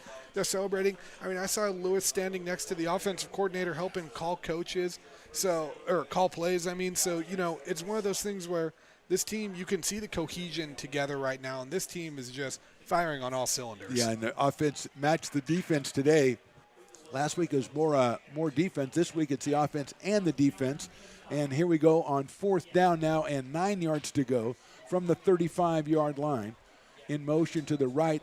We got pressure and then back to the left on the throw, but closed down right away by the Beavers and eventually knocked down there about the 29-yard line, and I think that's going to set up a first down as they a little bit short of the first down for the Eagles, and so the Beavers will take over with 1:15 left to go in this one. And again, impressive all the way down the roster, Jordan, with the defense and with the effort of the Beavers. Yeah, and that pressure in there came from Garrett Risley on that, number 91. He really kind of blew that play up. Even though they were able to complete the pass, I think he forced quarterback to throw a throw that he wasn't really comfortable with throwing, and the defense was right there to make the play. I think we've got another quarterback, I think Frank Curry from Monterey Trail. I saw number 10 trotting in there, so he is going to take some snaps from center. Looks like a new running back, too, Chris Weinberg. So there we go with 1:15 to go. We'd expect Weinberg to get a couple of carries here with 1:15, and there's the handoff. He's going to the left side. No, it's got a fake by Curry. He's going to run the ball to the right side. He's going to get up at the 39, almost to the 40-yard line. So the old fake, and I'm going to take off, and he gets up to the 40-yard line. I think Curry said, if I'm coming in at quarterback, I'm getting on the stat sheet. I'm not going to just hand the ball off every time. But it's not always up to you. I guess as a quarterback, it is always up to you ultimately, but sometimes they design those plays. You're not supposed to do that, but that was a nice run by Frank, and he gets in there, as you say, and now we've got a mass substitution as we're going to have a new group go out for the Beavers with 40 seconds to go. 39, they'll probably just be able to get one play off, and Robert Freeman is going to go back into a safety situation, so we're going to get a knee from McCurry, it looks like. It's a formation everyone wants to end the game in, the victory formation. Absolutely. So with this knee that they'll take, which they've just taken, that'll be the last play of this game. And wall-to-wall, Jordan, I think the story is a great effort by the Beavers. They got the win last week, and this week they really deserve the win. Yeah, and when you look at this final score of this game, you're going to think the offense is what won this game. But to me, the Beaver defense is what set the tone, what won this game, and who set the offense up to be in good position. So a big win by the Beavers and an all-around win for them. Yeah, Coach O I was talking to him the other day, and he was telling me, like we practiced really well. We had our 2 best days of practice. Coaches always say that. But in this case, I think it was actually what actually happened, and his team came out and did that. So we're going to step away, come back for a little bit of a post-game round for this. Again, your final score from Beaver Stadium, ARC 49 and Laney 10. You're watching ARC football presented by the Stones Radio Networks. Lincoln Potters Baseball. Placer County's best-kept secret is back for another exciting summer at historic McBean Stadium. 33 action-packed home games loaded with fun for the whole family. Local beer, wine, and eats. Fireworks, giveaways, theme nights, kids zone, and more. Come join in the fun and enjoy small-town baseball with Major League Entertainment. Tickets on sale now at LincolnPotters.com. Lincoln Potters Baseball. Come on out and join in the fun. Welcome into the postgame show, sponsored in part by Ace Body and Towing. There you go. It's the post-game show brought to you by Ace Body and Towing, and Jordan, a 49-10 win. We've talked about it a couple of times, but last year we got the win. The first game you and I both did. It was a field goal at the last second, and it was an exciting win. But in a way, this one has to be a more satisfying win for Coach O and the Beavers because, as we've talked about a couple of times, offense and defense and the kicking game, all excellent.